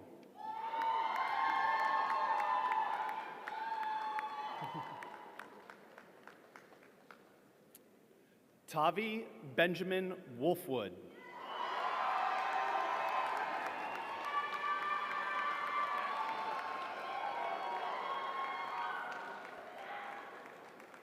Zoe Zhou. Congratulations.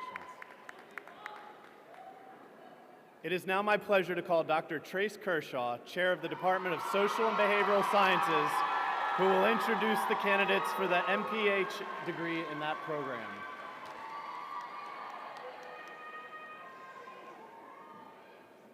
All right, SBS, let's take this home.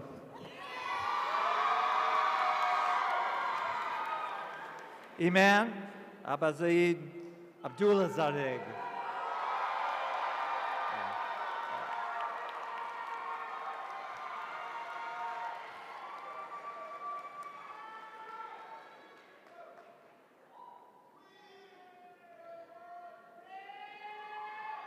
Catherine Ruth Noelanani Kiala Okalahua Akoi.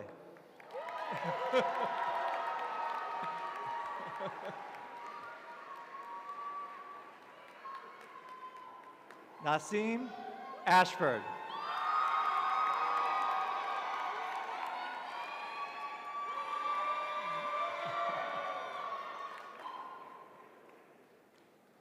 Jasminder Baines.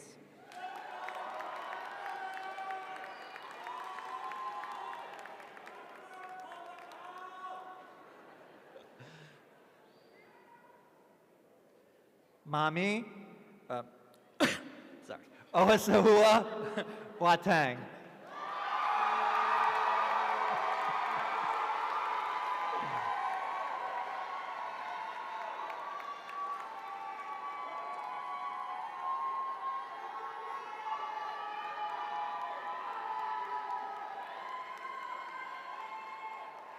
Misha Curtin Bowen.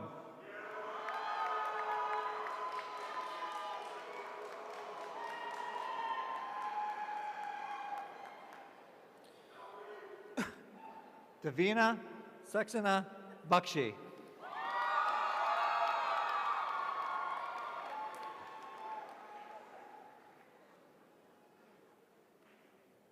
Jordan Kylie Hanson Burton.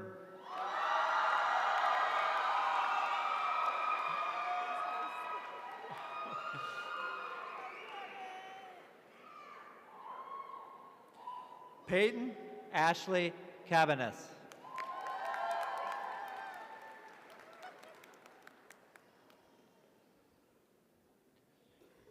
Alana Calais.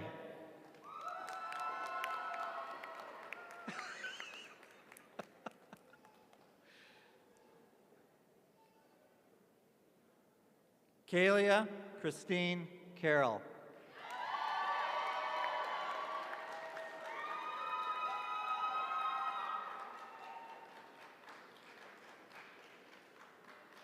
Sydney Check.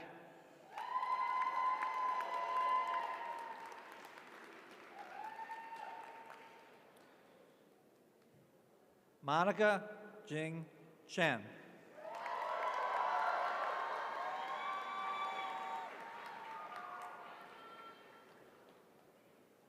Anne Chang.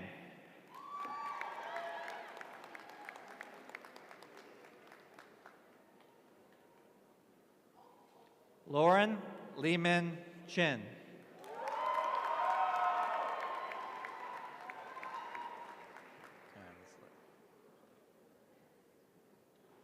Denise Chow.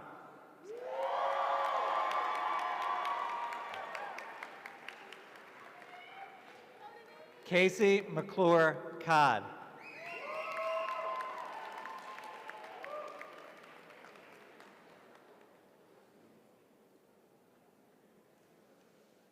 Aaliyah Canice D. DeJesus.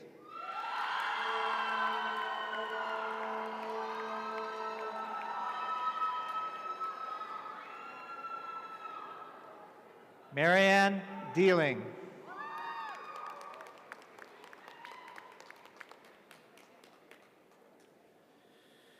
Alexander Duarte.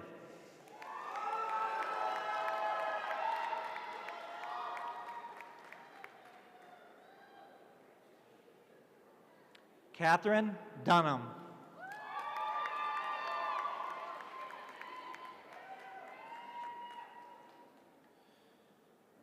Francine Erfe.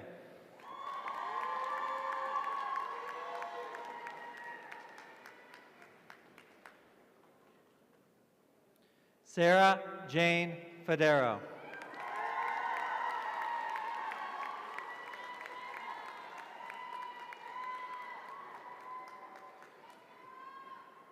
Guadalupe Lupita Galvin Tinoco.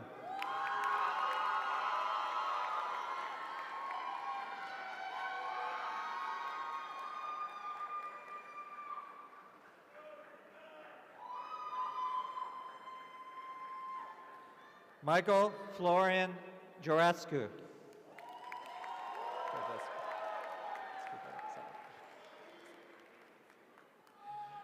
Marone Kasai.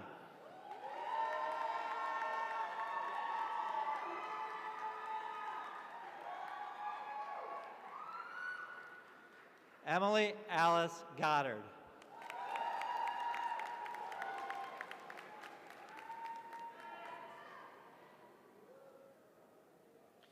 Rosa Maria Gonzalez Juarez.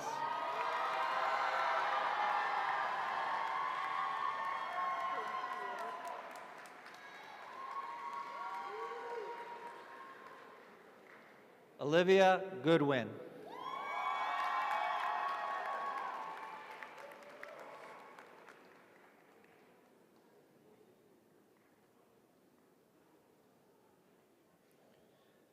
Divya Gumadavelli.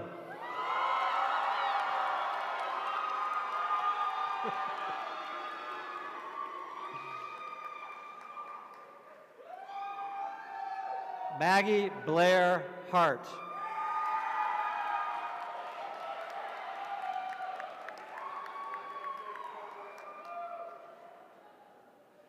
Caroline Ann Pastrana Helson.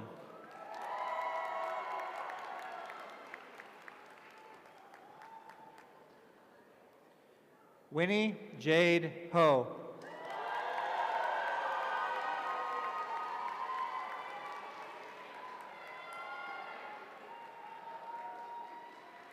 Karina Shea.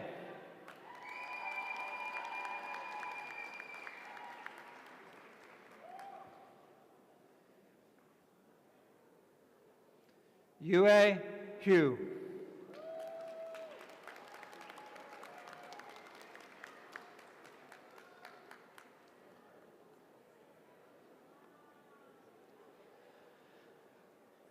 Ivan Hurtado.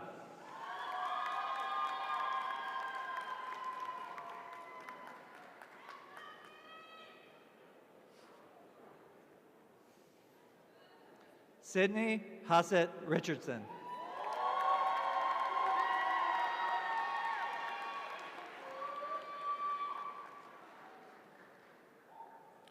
Elizabeth Izempuye.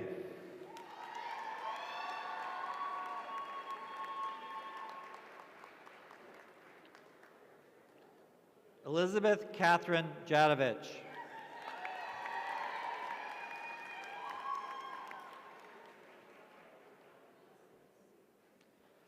Anushka Jain.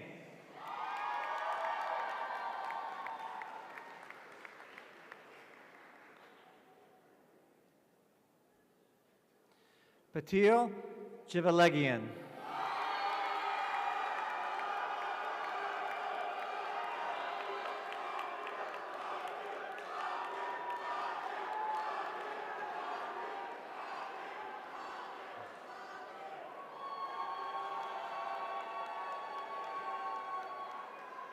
Hoon Kang.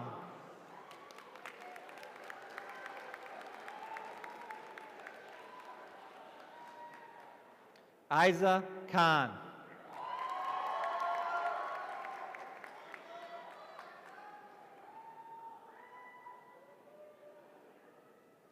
Alyssa Masun Kim.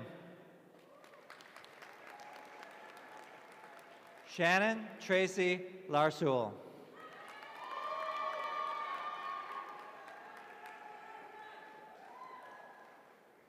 Amanda Ann Levy.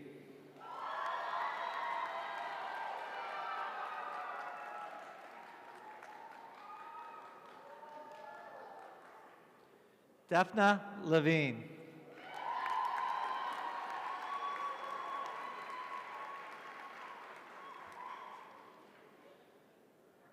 Anna Lynn Schweitzer.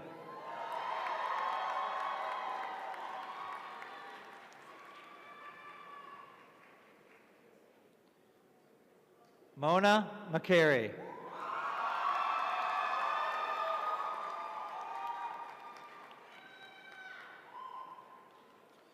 Mitchell Eugene Manware.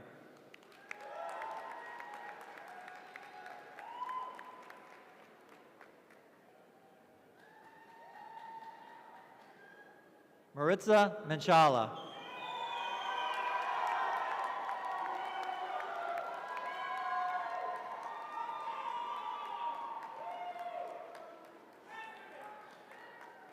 Helen Wilson Mooney.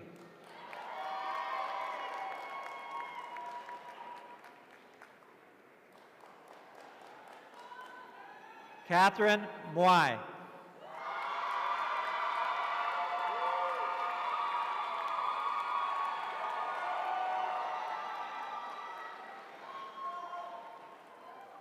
Yashna Nainani.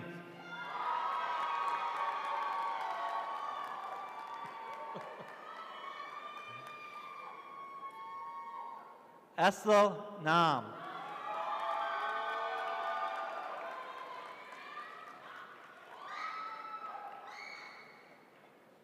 Samantha Nardella.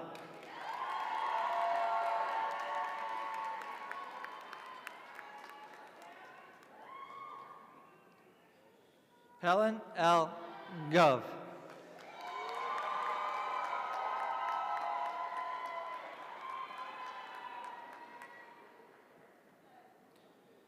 And Ngazi Jessica Okoli.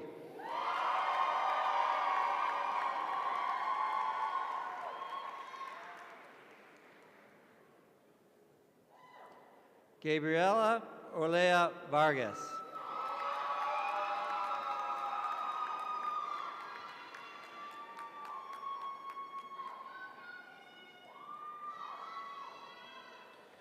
David Oliveras Gomez. Good job. Oops, sorry. John Andre Sabio Parilla.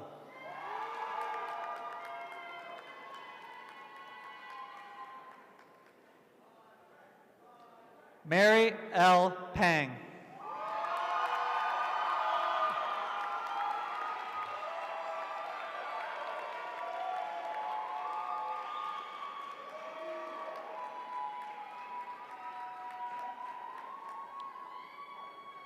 Anne Grace Preston.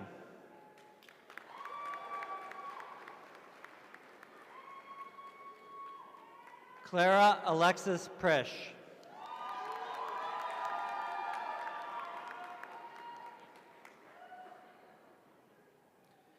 Jessica, oops, sorry, a little backed up here.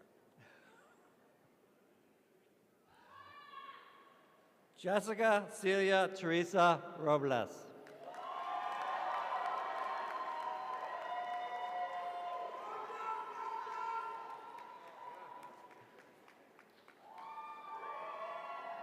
Brittany Eileen Rodriguez.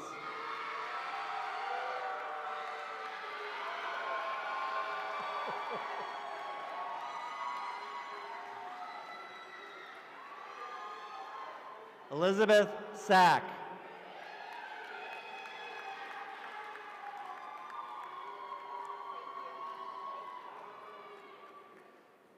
Leah Ann Salzano.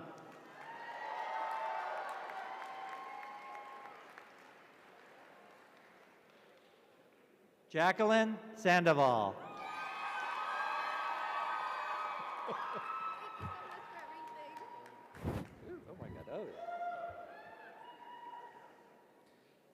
Pranav Savanir.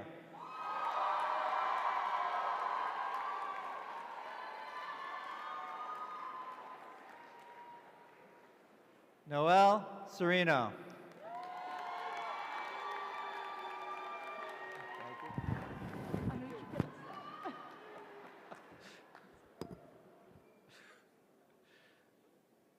Taylor Nicole Spadori.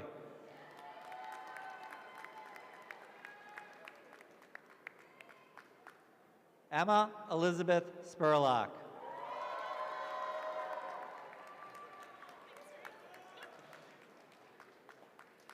Luke Stanks.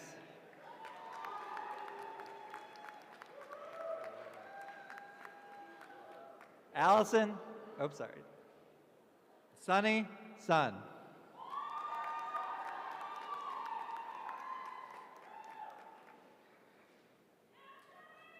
Mira Gumati Swamanath.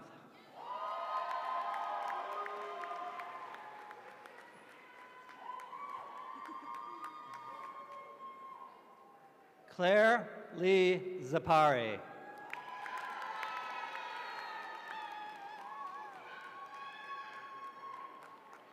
Maya Rose Tawil.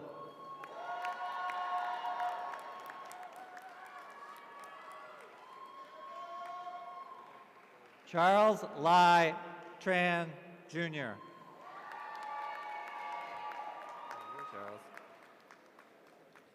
Stephanie Wall.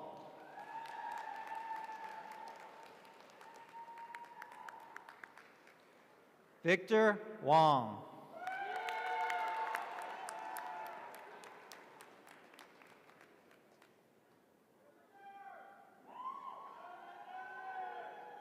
We're feeling it. Susanna Lee Ward.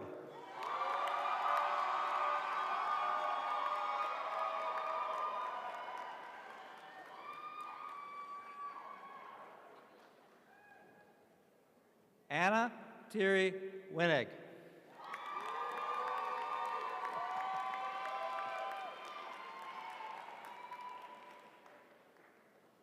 Aya Zamours.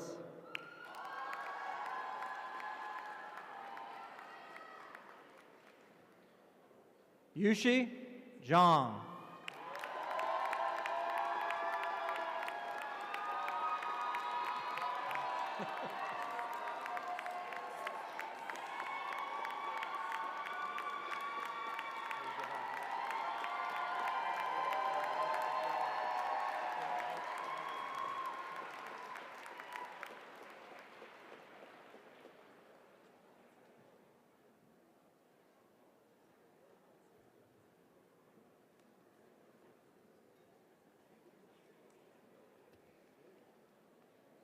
Class of 2023, please stand.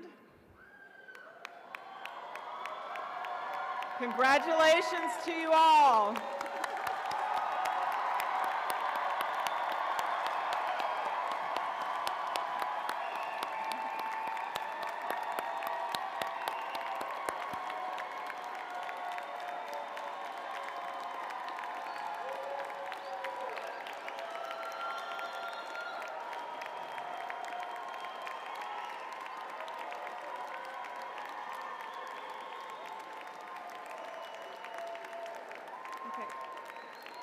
Please be seated. I would now like to take a moment to acknowledge our YSPH students who are receiving their PhD and Master of Science degrees from the Graduate School of Arts and Sciences. The 16 doctoral graduates and 66 MS graduates are listed in your program. They are recognized more fully through the Graduate School's commencement ceremony, which is where they are now. Please join me in recognizing them with a round of applause.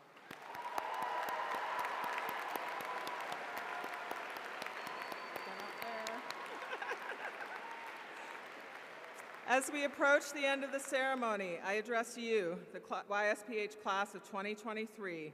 The degrees you have been awarded today are a testament to your hard work and your passion for public health. We also wish to thank all the families and friends of the graduates for joining us in the celebration.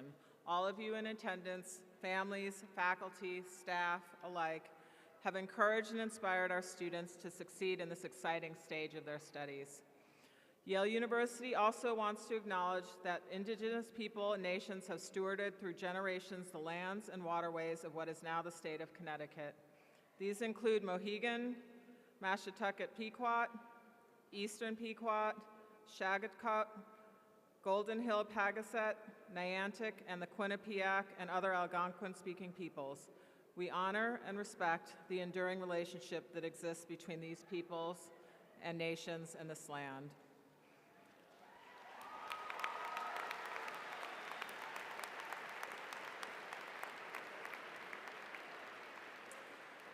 Finally, thank you most sincerely to our Student Affairs team, who's worked so hard to produce this event. Thank you, Dean Frank Grasso. Director of Student Affairs and Registrar Stacy Tuttle.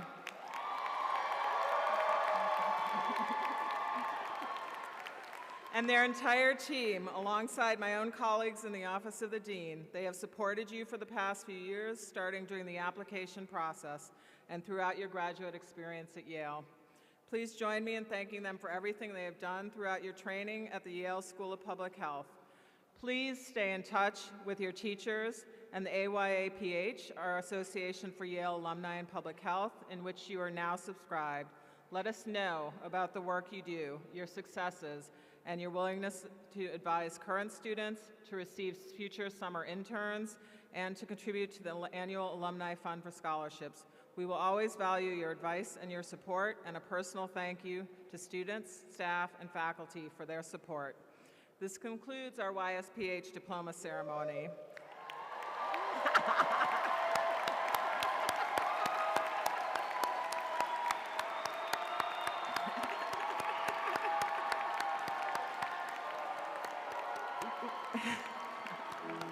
We ask that the guests remain in their seats until the representing faculty members have departed. Thank you.